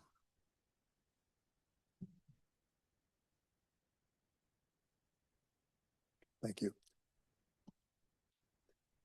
Good evening, Mayor and councilors. My name is Eric Palmer. My wife and I have been a resident of Hermantown for 19 years. During that entire time, I've worked at Minnesota Power, with the majority of my time focused on long-term planning. What is unique about my experience with planning for the energy needs of the system is that the health of our regional economy is part of developing long-term plans. Since I've started at Minnesota Power, I've witnessed several large businesses close or idle, which supported high-wage jobs and provided tax revenue in the regions and cities, including Mesabi and Nugget, Magnetation, Georgia Pacific Plant Duluth, Blandon Paper Machine 5, just to name a few. There's idled operations at Hibtac and Menorca today, and there has been also opportunities that didn't materialize, such as the Huber Engineered Woods facility. The Google data center is an opportunity for this region to replace some of the lost jobs and tax revenue. It has the potential to create a minimum of 100 direct, well-paying jobs, along with the 1,500 to 2,000 of skilled construction jobs. Furthermore, Google is a financially strong company that can bring certainty to following through with their plans for the data center, along with economic stability to the region. Adding a tech hub with the Google data center is a great addition to the cornerstone business sectors in the region that include higher education, healthcare, aviation, energy, manufacturing, and natural resources. Lastly, as a Hermantown resident with a school-aged child, Google's commitment of $40 million to the local school district is a huge injection into the resources and programs that could be offered by the school. It's significant to me as a parent that these funds will go towards supporting our students, create opportunities to enhance programs, and modernize the learning facilities, while lessening the tax burden to accomplish this for residents. It's a win-win that will strengthen Hermantown for decades. I appreciate the City Council's continued diligence in supporting the process for the Google Data Center and creating opportunities to engage with Hermantown residents on the plans for the data center, including last week's informal session and Google's June open house meeting. I found the information sharing very helpful, After last week, I had a better understanding of the plans for the data center regarding water usage, cooling system, lighting, and sound, which didn't raise any red flags for myself. 30 look seconds. Thanks. I look forward to reviewing the final AUAR, and I'm pleased to hear the intent is to have more of these sessions going forward. With community input, we can preserve the Hermantown we live and play in and why we stay here while benefiting on having the data center located here. Mayor and city councilors, thanks for the opportunity to show my support for the Google data center. Thank you. Bob Kohlmeyer is next. Okay, and Sarah Lofald is next on the list. Sarah, you have 6 minutes. Someone seated 3 to you. Meeting. Jackie Dolan. Thank you. Hi, my name is Sarah Lofald and I live in Hermantown. I was actually looking back through all of my public comments that I have written over the last 10 months. And I noticed something. Until recently, I would end all of my comments with the same question. And it evolved over the first 6 or so months, but had the same core each time. And that question was, if the citizens of Hermantown come to multiple city council meetings and express their concerns over a multi-trillion-dollar corporation building a 1.8 million square foot hyperscale data center complex in the middle of a rural area, will you stop the project? And this question came about because my husband and I were told that if we didn't want our road reconstructed, that we should have said so, and the project would have stopped. Quite the impressive statement, in my opinion. But I think I stopped asking that question because the answer was obvious. Or maybe it became obvious due to the lack of many answers at all. When Bob Kohlmeyer asked in an email back in January 2025 if the people wanting to buy his property were building a data center, what answer did he receive? When Tim Resberg stood in front of you all for 11 minutes during public comment in April 2025 to ask yes or no if this was a database, which we all know he meant data center, what answer did he receive? At the first city council meeting after a newspaper revealed the project in September 2025, when multiple residents asked you, including myself, to slow down and give the public more time to learn about what was being studied in the AUAR, what was the answer? At the meeting after that, when hundreds of people overflowed out of these council chambers into the overflow room and even had to wait outside due to the building hitting max capacity, when we all sat through 3 hours of public comment asking you not to approve zoning changes, what was the answer? The response to Bob Kohlmeyer would have said there is no information to share if he had ever received it. Instead, there's simply an internal conversation where the mayor recommended leaving out the suggestion to contact Mortensen. During the 11-minute conversation with Tim Resberg, the only responses he received were, quote, "We do not have any applications," quote, "There is nothing I can share about this," and, quote, "Nothing we can talk about." And when he asked for a yes or no answer, the mayor responded that, quote, "We don't have any information about any database thing at this time." Within that same hour, the council approved unanimously to add communication service facilities to the definition of business light manufacturing, specifically to include data centers using language suggested by Mortensen. A year and a half after the first NDAs were signed and zoning language, definitions, and the comprehensive plan were changed specifically to accommodate this specific project, we were told that we are very much at the beginning of a process. After 3 hours of public comment in the most attended city council meeting in our history, we were told this is not approving a data center. Before all of this happened back in September of 2024, a full year before the rest of the public found out, and only revealed because of a data practice request, City Administrator Mulder confirmed that the mayor was made aware of, quote, a data center project next to the Minnesota Power substation. And his response was, wow. So when I ask now, if citizens of Hermantown come to multiple city council meetings and express their concerns over a multi-trillion-dollar corporation building a 1.8 million square foot hyperscale data center complex in the middle of a rural area, will you stop the project? The answer has been pretty clear for about a year now. If you ask why the public has lost its faith in our government, I and many of the people here now and at home have answered that over and over and over again. The better question is whether or not you will listen. 30 seconds. And your track record isn't looking very good. Thank you.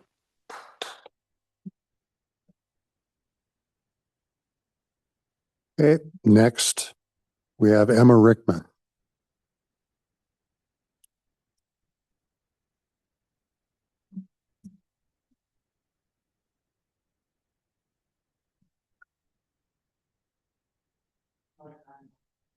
Yeah, thank you. I understand that someone else had ceded me some time.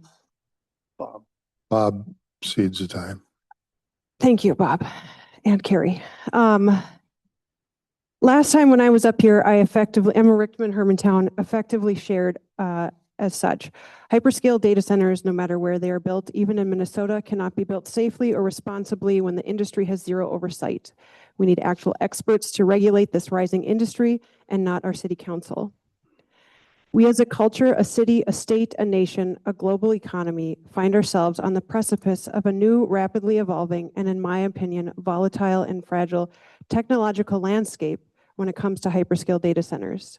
As such, there is little regulations, few safeguards and laws to set standards, provide guidance, and implement protections. Right now, I view hyperscale data centers as operating in the Wild West, lawless, and I would argue big tech companies driving this development would prefer it stay that way. You are being tasked with potentially greenlighting something with global implications, good, bad, or otherwise, with a litany of valid concerns and consequences, both known and unknown, in an industry that is so new, fast-paced, and global, with physical footprints, water consumption, and power needs on a size and scale unlike anything we have ever seen. Scrutiny is paramount. You are being tasked with becoming armchair experts seemingly overnight for this new era we are being told is the way of the future. Each of you bring your own unique skill sets and experiences to the table, but this is a brand new chapter in humanity. To coin a phrase, the plane is being built as it is flying. But this is not a plane, something we are familiar with and is predictable. This is a new kind of heavy industrial infrastructure. This new industry and the sheer magnitude of hyperscale data centers requires the utmost respect, research, and regulations in order to evaluate, minimize, eliminate, and mitigate impacts responsibly, safely, and ethically. I do not believe the local level is being set up for success in making such a risk-rich decision when a multi-agency regulatory body composed of independent experts to vet such a project and industry does not yet exist. I simply feel that any local council or county or state for that matter, Hermantowns or abroad, possess the level of expertise necessary to responsibly and ethically approve a hyperscale data center when this is a new and dangerously under-regulated industry. Until a multi-agency regulatory body composed of industry experts, independent industry experts, to vet this type of heavy industrial development prior to it coming to your desk, I assert that the only ethical thing for you to do is vote this down. We need independent experts from the field setting the bar. From my point of view, Google is telling the city where to set the bar, and we are obliging. We need a moratorium to allow research and legislation to catch up. My comments are not an attempt to discredit you and your career paths and your years of public service that you have provided to Hermantown. As someone who is launching a campaign and has already given an enormous amount of time to other forms of community organizing, I empathize and recognize public service comes at a cost, unique to each of our own lives. I thank you for your service.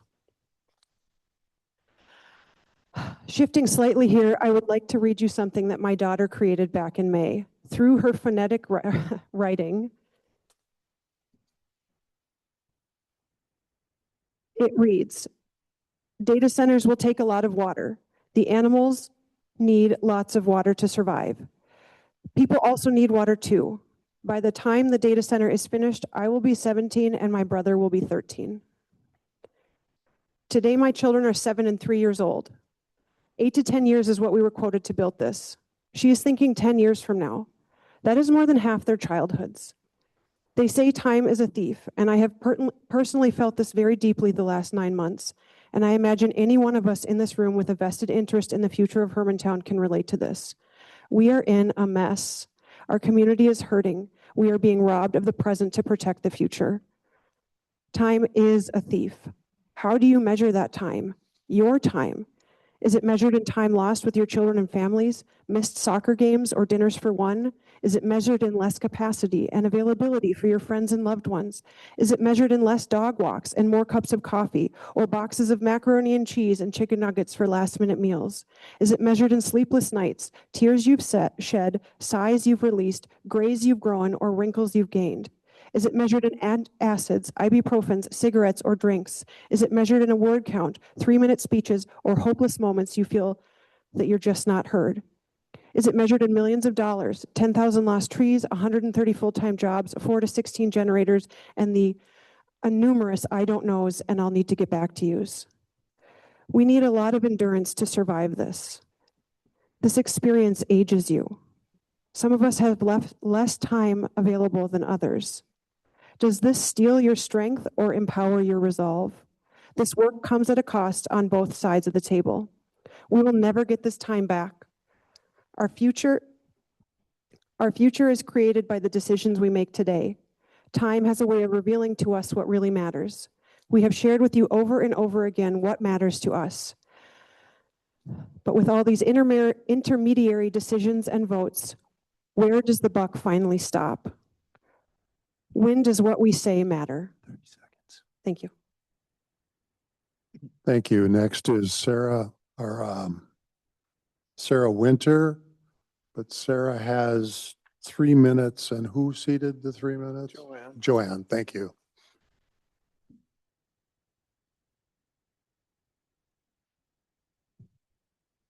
Hi, Sarah Winter. I also live in Hermantown.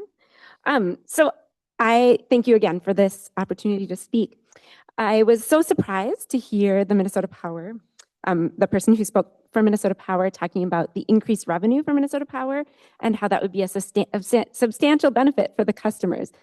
I didn't realize that Minnesota Power was a co-op or a nonprofit.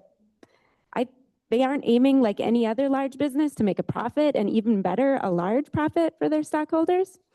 That was surprising to me. I didn't realize that. And I am also a mom in Hermantown, and I want the same things that the other mom spoke about. I value the time that she devoted to coming here, but as a mom who's farther along the parenting path, I can tell you that this data center opportunity is not the kind of opportunity that it seems to be. My oldest son is a computer engineer, and that means that he's able to create computer hardware as well as work on computer software. So he can do just about anything in a computing realm. And I would love to have him back in this area. He lives in Minneapolis right now and has a very good job, making more money than I ever imagined him making. But he is the one who first alerted me to the false promises of jobs at hyperscale data centers, because as he looks through the job listings that come available for hyperscale data centers around the country, he can see with his expert eye, knowing where qualifications land and how highly those are valued, that this would not become a tech hub. These are jobs for low-paid workers, for people who don't have the kind of skills that he has. And he would not come here for a significant pay cut to a job that doesn't require someone with his degree to do. So we want the same things. I think this is not the opportunity that it seems to be. I am so grateful, on a different note, for all the elders who have come up and spoke to us tonight. And unexpectedly, I'd like to speak about something similar to what Skip spoke about tonight. I'd like to tell you a quick story about the steering wheel. The one that you have in your car is likely a collapsible steering column, since they were required in vehicles made after 1968. Before that time, steering wheels were rigid and mounted on non-collapsible steering columns. Unfortunately, these steering columns impaled drivers at high and alarming rates in accidents. As a result of activists, who are mainly average people like you and I, speaking out, lawmakers began to see the way that car manufacturers were prioritizing profits over human lives. Finally, after years of average people speaking out, the National Traffic and Motor Vehicle Act of 1966 established mandatory safety standards for vehicles sold in the U.S. There are clear parallels between the new technology of automobiles and their rapid adoption and our current situation. The regulatory frameworks were undeveloped for the technology that was new and caused real harm to families and individuals. And the technology that was established was allowed to go on much longer for the profit of the companies that were making them than for the benefit of the individuals or the humans. Thankfully, we have an opportunity that people in the 50s and 60s didn't have. We can slow our adoption of this data center in our area and allow time for independent research and observation to happen, for the regulatory frameworks to catch up. I ask you to not risk our community's future on a technology whose impacts are as yet inadequately regulated. Thank you. Thank you. Next is Liz Schwab, and up is Lucas, and it says seed time to who? Okay, thank you. Name and hometown. Hi, Liz Schwab. I'm from the Google team. Hometown is Nashua, New Hampshire, if you're interested. First, I apologize for it being a few months since I was here last. I've been on a short medical leave caring for one of my kiddos, but I'm happy to be back in town this week and in front of you all tonight. On behalf of the team, I wanted to address some of the comments and questions that came up in last council's meeting last week, and if I'm able to, with time, some of the comments tonight. We're also working, I should say, to update all of this on the project website FAQs so that information shared here is available to anyone not able to make these meetings. First, on decommissioning, we've heard these concerns and are looking at what might be possible. So this is a new structure to set up with our internal finance teams. We've been discussing it internally. I want to be clear, we have not shared any concepts yet with city staff. So what I'm telling you here is new to everyone. But given how many times it has come up now, I wanted to share here that we are looking into it. And I don't want to set expectations that we have a clear plan approved yet internally, but we're working hard to get something and we'll share it with staff and of course this body as soon as we have something concrete. On the careers piece, I want to respectfully rebut the previous comments that these are low-paying jobs. I would recommend anyone in the room or the public to go to the Google Careers website and look up data centers and maybe just pick a state that you want to target. You'll see a range of salaries from 80, 90,000 for entry level, upwards of 200,000 a year for managerial positions. I just looked up Ohio, just to pick a random state, and we had many positions open for various pay ranges. As another maybe data point I would share, we employ over 3,000 people in Ohio at our 2 data centers, and we have a third that's being constructed right now. On tree removal, I want to address the 10,000 trees figure head on. For context, that number represents a theoretical maximum build scenario in the AUAR for environmental review. We've improved our baseline of how many trees we would replant on the property from the original 245 to 600. I realize 600 is far less than 10,000. So beyond that, we're evaluating multiple paths right now, from ideas like sponsoring county sapling programs to contributing to local city parks, working with state nonprofits or agencies to find reforestation programs. There's several very well thought of programs. The end goal here being getting to a resolution where we can actually replant more trees than we will have to clear on the site. Related to this, we should have a much more specific number of how many trees we will have to clear when we have the site plan finalized. And that will be in front of planning and zoning, I believe, in a few weeks. So we're happy to share more at that point when we have a better sense of the number. On well monitoring, we've heard this concern as well many times. We have committed to pre-construction surveys of groundwater table elevation and rigorous monitoring during construction, which is the phase where experts agree the potential for any impact is the highest. Furthermore, in response to feedback from this body and the public, we are open to establishing some defined period for extended monitoring to provide longer-term peace of mind for neighbors. On wetlands, the campus layout is actively seeking to minimize wetland impacts through the site layout to the extent possible. Of course, any development, whether it's a mall or a data center, especially in a state like Minnesota that has abundant wetlands, will potentially have impacts. So anything that's unavoidable will be replaced in accordance with Minnesota's Wetland Conservation Act and other applicable federal, state, and local regulatory requirements.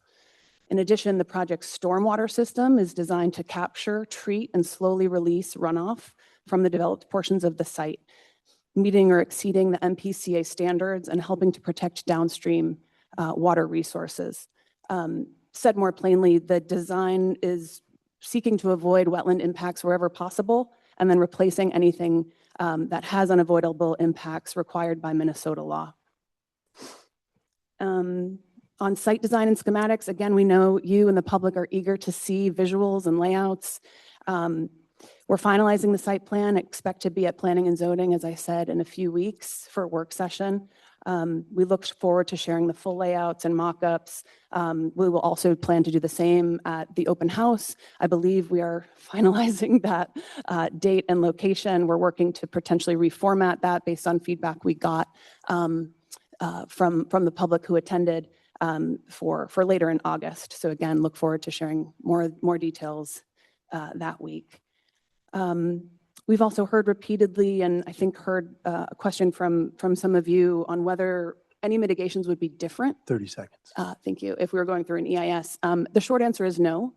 The identification of mitigation measures is a requirement of both an AUAR and an EIS. There is no difference in the level of protection provided.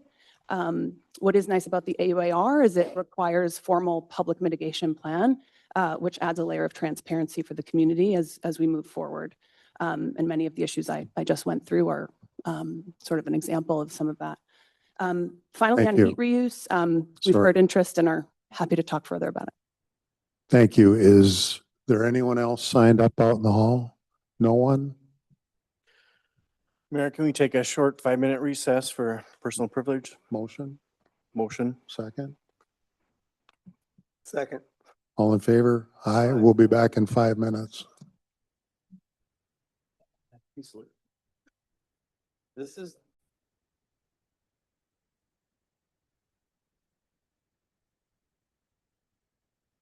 We return to agenda. Next on the agenda is the consent agenda.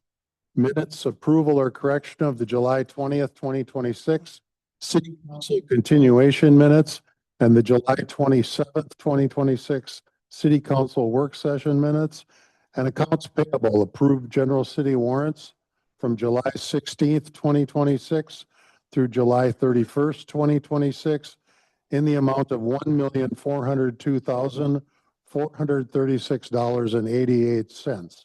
Is there a motion? I'll make a motion to approve. Motion to approve by Peterson. Do we have a second? Second. Second by Counselor Geisler. Roll call, please. Counselor Geisler. Aye. Counselor Jelly. Aye. Counselor LeBlanc. Aye. Counselor Peterson. Aye. Mayor Boucher. Aye. Next, we have the first reading of an ordinance change. Ordinance 2026-01, an ordinance amending Chapter 9 of the Hermantown Code of Ordinances by amending Chapter 9 Utilities and Services. Mr. Mulder, would you explain that? Previously, the city council has discussed what we call the 400-foot rule. Currently, residents that want to either build a home on a vacant lot, want to remodel a home, or have a system, a private on-site system that is failing, are required to hook up to public sewer if they're within 400 feet of the main. As we looked at that closer and we discussed that with the city council, we proposed to make that a change to 200 feet, which is consistent with the building code. Again, it doesn't change any of the conditions. So like if you want to build a new home, if you want to remodel an existing home, we're going to put more bedrooms and or bathrooms on, and or if your system is failing or is deemed a failure because of a transfer of property under the St. Louis County ordinances, you would have to hook up if you're within only 200 feet as opposed to 400 feet. Thank you.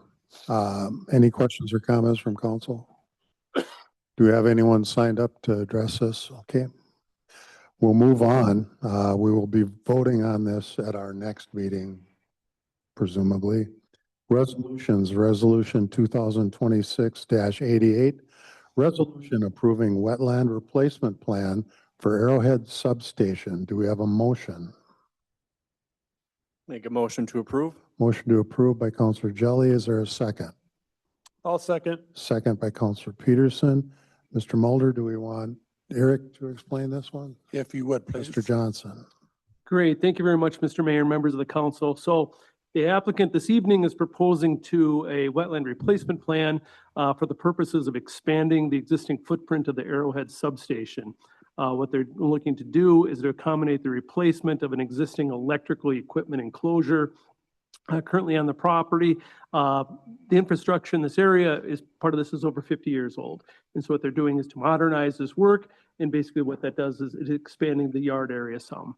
In addition to that, they're going to be constructing a stormwater detention basin on the north portion of the property to treat any of the stormwater associated with this portion of the property and this new proposed work here as well. So this is a 1.2 acre expansion area. It's approximately 1,500 lineal feet south of Morris Thomas Road. It's located between the existing access drive coming into the site and the existing substation footprint right now.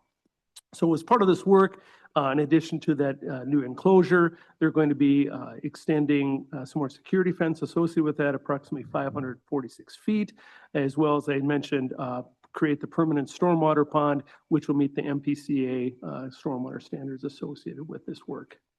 So this project has been reviewed by the Hermantown Technical Evaluation Panel. Now, as part of that process, there were other alternative sites that were identified on this property, and we looked at, could this be located somewhere else? But those alternative sites did not work, either because of some potential rock issues, some issues that the site actually had more wetland impacts associated with it, or there were overhead transmission lines that just didn't accommodate that potential work.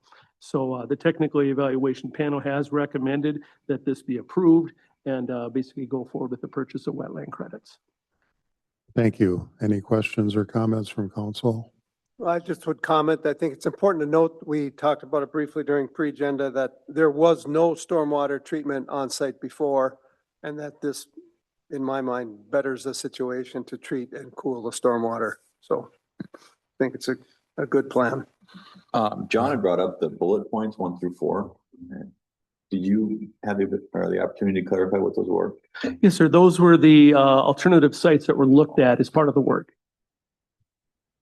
Anything else from council? We have one person from the public that wishes to speak on this, Paul Fish.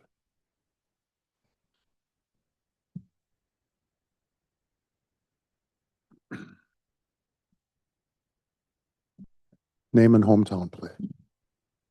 Paul Fish, 3935 Slowway Road, wetlands. I live a mile from where BlackRock is going to build a hyperscale data center. I lived in that house for 35 years. When I was asked to refinance my house 15 years ago, I was told I was in a floodplain and I was forced to get flood insurance. About a year and a half ago, I get a letter on April 25 that I'm no longer in a floodplain. That house has been there 100 years. I've lived in the house 40 years. So I just wonder what happened to all those wetlands. Thank you. Thank you.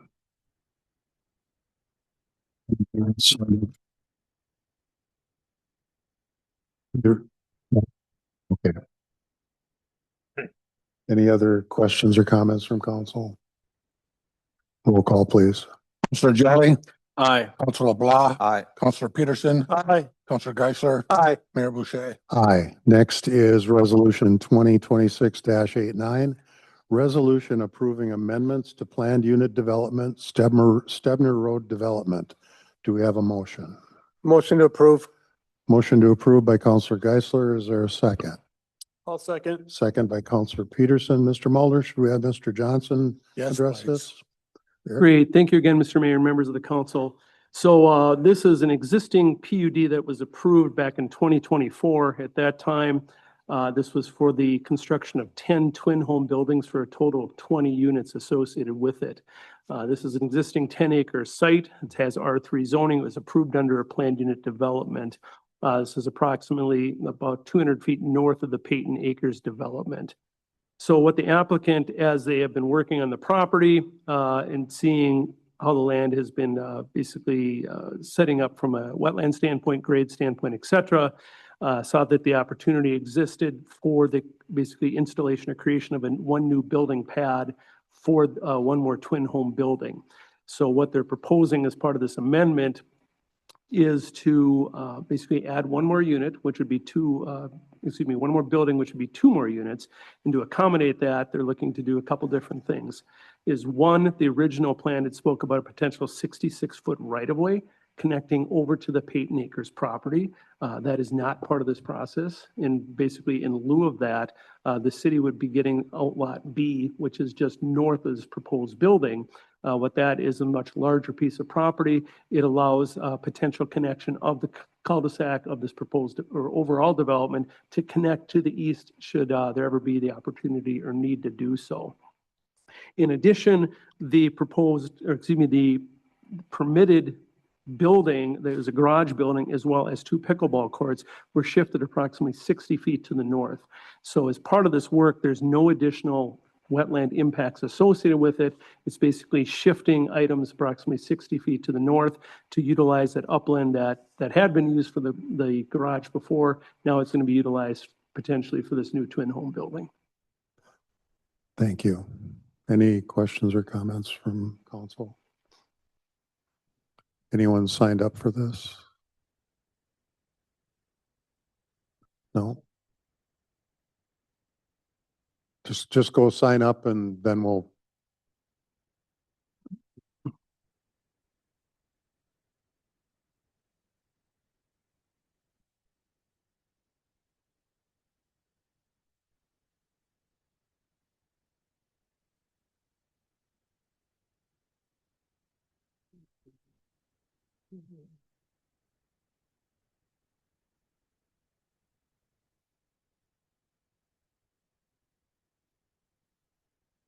Name and hometown, please. My name is Jonathan Thornton, and I'm a Hermantown resident. I'm not here to speak in for or against this particular resolution, but I would like to point out the ridiculousness of the 4:30 meeting and the 6:30 meeting, okay?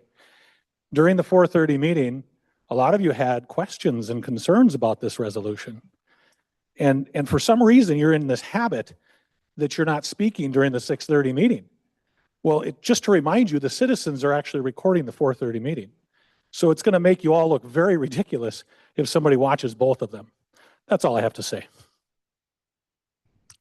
Thank you. Anyone else signed up? Anything from council? Roll call, please. Counselor LeBlanc, Aye. Counselor Peterson, Aye. Counselor Geisler, Aye. Counselor Jelly, Aye. Mayor Boucher. Aye. Next is Resolution 2026-90, resolution approving final plans and specifications and ordering advertisement for bids for the 2026 construction of Hawk Line Utilities in Section 4, District Number 533. Is there a motion? Move to approve.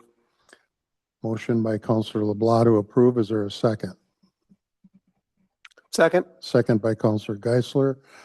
Mr. Mulder, do we want Mr. Bulf to address this? If you would, please. Yeah, thank you, Mayor and Council. So the resolution before you is to approve the utility plans for advertising for bids. And those plans include both the sanitary sewer and the water main improvements that are planned to go up Levesque Bypass and serve the Hawk Line Business Park. So those improvements for the sanitary sewer include extension of a new gravity main, a force main, a new lift station, and upgrades to our existing lift station. And then on the water main, that is already on the correct side of Highway 53. So there'll be a small water main extension up Levesque Bypass and then into our new cul-de-sac. Thank you. Anything from council? Do you have an estimated cost for the whole for the utilities project, side of the project, I should say?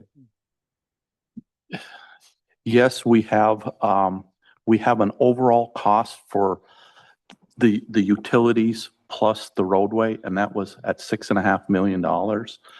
And that's divided up between the deed grant, the sales tax, the St. Louis County participation, and the assessment against the property owner.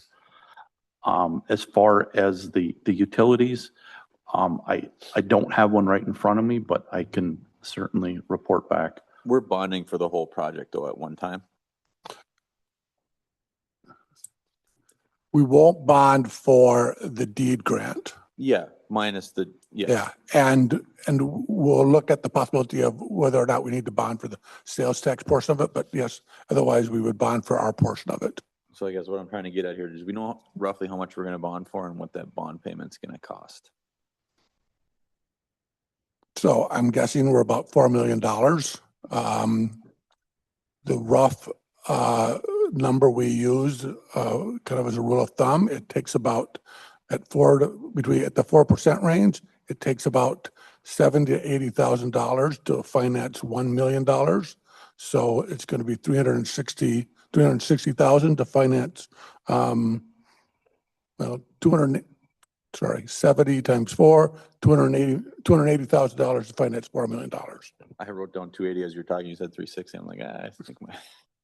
Mayor Boucher, Councilor LeBlanc, if I may quickly. Go ahead. As a part of the development agreement, we do pass on a 4% interest rate on the assessment to the property owner. So a partial, the developer's portion of that payment will cover the interest of the bond as well. Wonderful. Thank you. Anything else from council? Anyone signed up to speak on this? Roll call, please. Counselor Peterson? Aye. Counselor Geisler? Aye. Counselor Jelly? Aye. Counselor LeBlanc? Aye. Mayor Boucher? Aye. Next is Resolution 2026-91, resolution accepting a proposal for engineering services for dewatering-related environmental consulting services with a total not to exceed contract amount of $23,475 for the Hawk Line utility extension at the intersection of Uggstead Road and US Highway 53. Do we have a motion? I'll make a motion to approve. Motion by Counselor Peterson to approve. Is there a second? I second. Second by Counselor Jelly. Mr. Mulder, should we have Mr. Bulf cover this one again? Yes, please. Yeah, so thank you, Mayor and Council. So this resolution is an agreement between the city of Hermantown and Braun. And the developer of the Hawk Line Business Park has done some previous testing and with the groundwater. And there's possibility that we'll encounter groundwater that cannot be deposited back onto the site. So there's been some monitoring and testing of that groundwater, and we've met with WSSD in regards to that. And the levels are within their acceptable treatment parameters from the plant. So this agreement will work with the previous resolution that we may encounter groundwater that we need to deal with. And how we deal with that is through monitoring with this agreement with Braun, and then the execution of the contaminated or water will be sent to WSSD. So there's two ways to do that. It can be either trucked directly down there, or it can be put in a truck and dumped into our sanitary system and conveyed through this trunk sewer down to the plant for processing. Thank you. Any questions or comments from council? And for clarification, WLSSD is aware of what's potentially Yes. coming down the pipe. Yeah, so we've had 2 meetings with WSSD, and Braun has shared the makeup of the groundwater from the test results. We've shared that with WSSD, and they've said it's within their parameters of what they can accept and treat. Anything else? No. Anyone signed up? Roll call, please. Counselor Geisler. Aye. Counselor Jelly. Aye. Counselor LeBlanc. Aye. Counselor Peterson. Aye. Mayor Boucher. Aye. Next is Resolution 2026-92, resolution approving pay request number 1 for Improvement District number 323 Water System Connection and Booster Station Project to Lakehead Constructors Incorporated in the amount of $107,972.95. Do we have a motion? Move to approve. Second. Motion by Counselor LeBlanc to approve, second by Counselor Geisler. Mr. Mulder, do we want Mr. Balf to address this again? Let me give a try on this one. This is simply the pay app for the first work that's being done on the second water connection at the corner of Haynes and Anderson Road. This project has been talked about for a while. We let the bids out, and this is the first pay app for the work that's been done to date. Thank you. Any questions or comments from council? I think this is one of the first things Andy and I voted on when our term started 4 years ago, was to approve this project. Glad to see it's going to get finished before our term is up. First one. No, it's not, because last meeting, David said it's not substantially complete until Next March. spring. Yeah, March. You'll have to come back for a visit. I'll come watch you. Okay. Any other questions or comments? Anyone signed up to speak? Roll call, please. Counselor Jelly. Aye. Counselor LeBlanc. Aye. Counselor Peterson. Aye. Counselor Geisler. Aye. Mayor Boucher. Aye.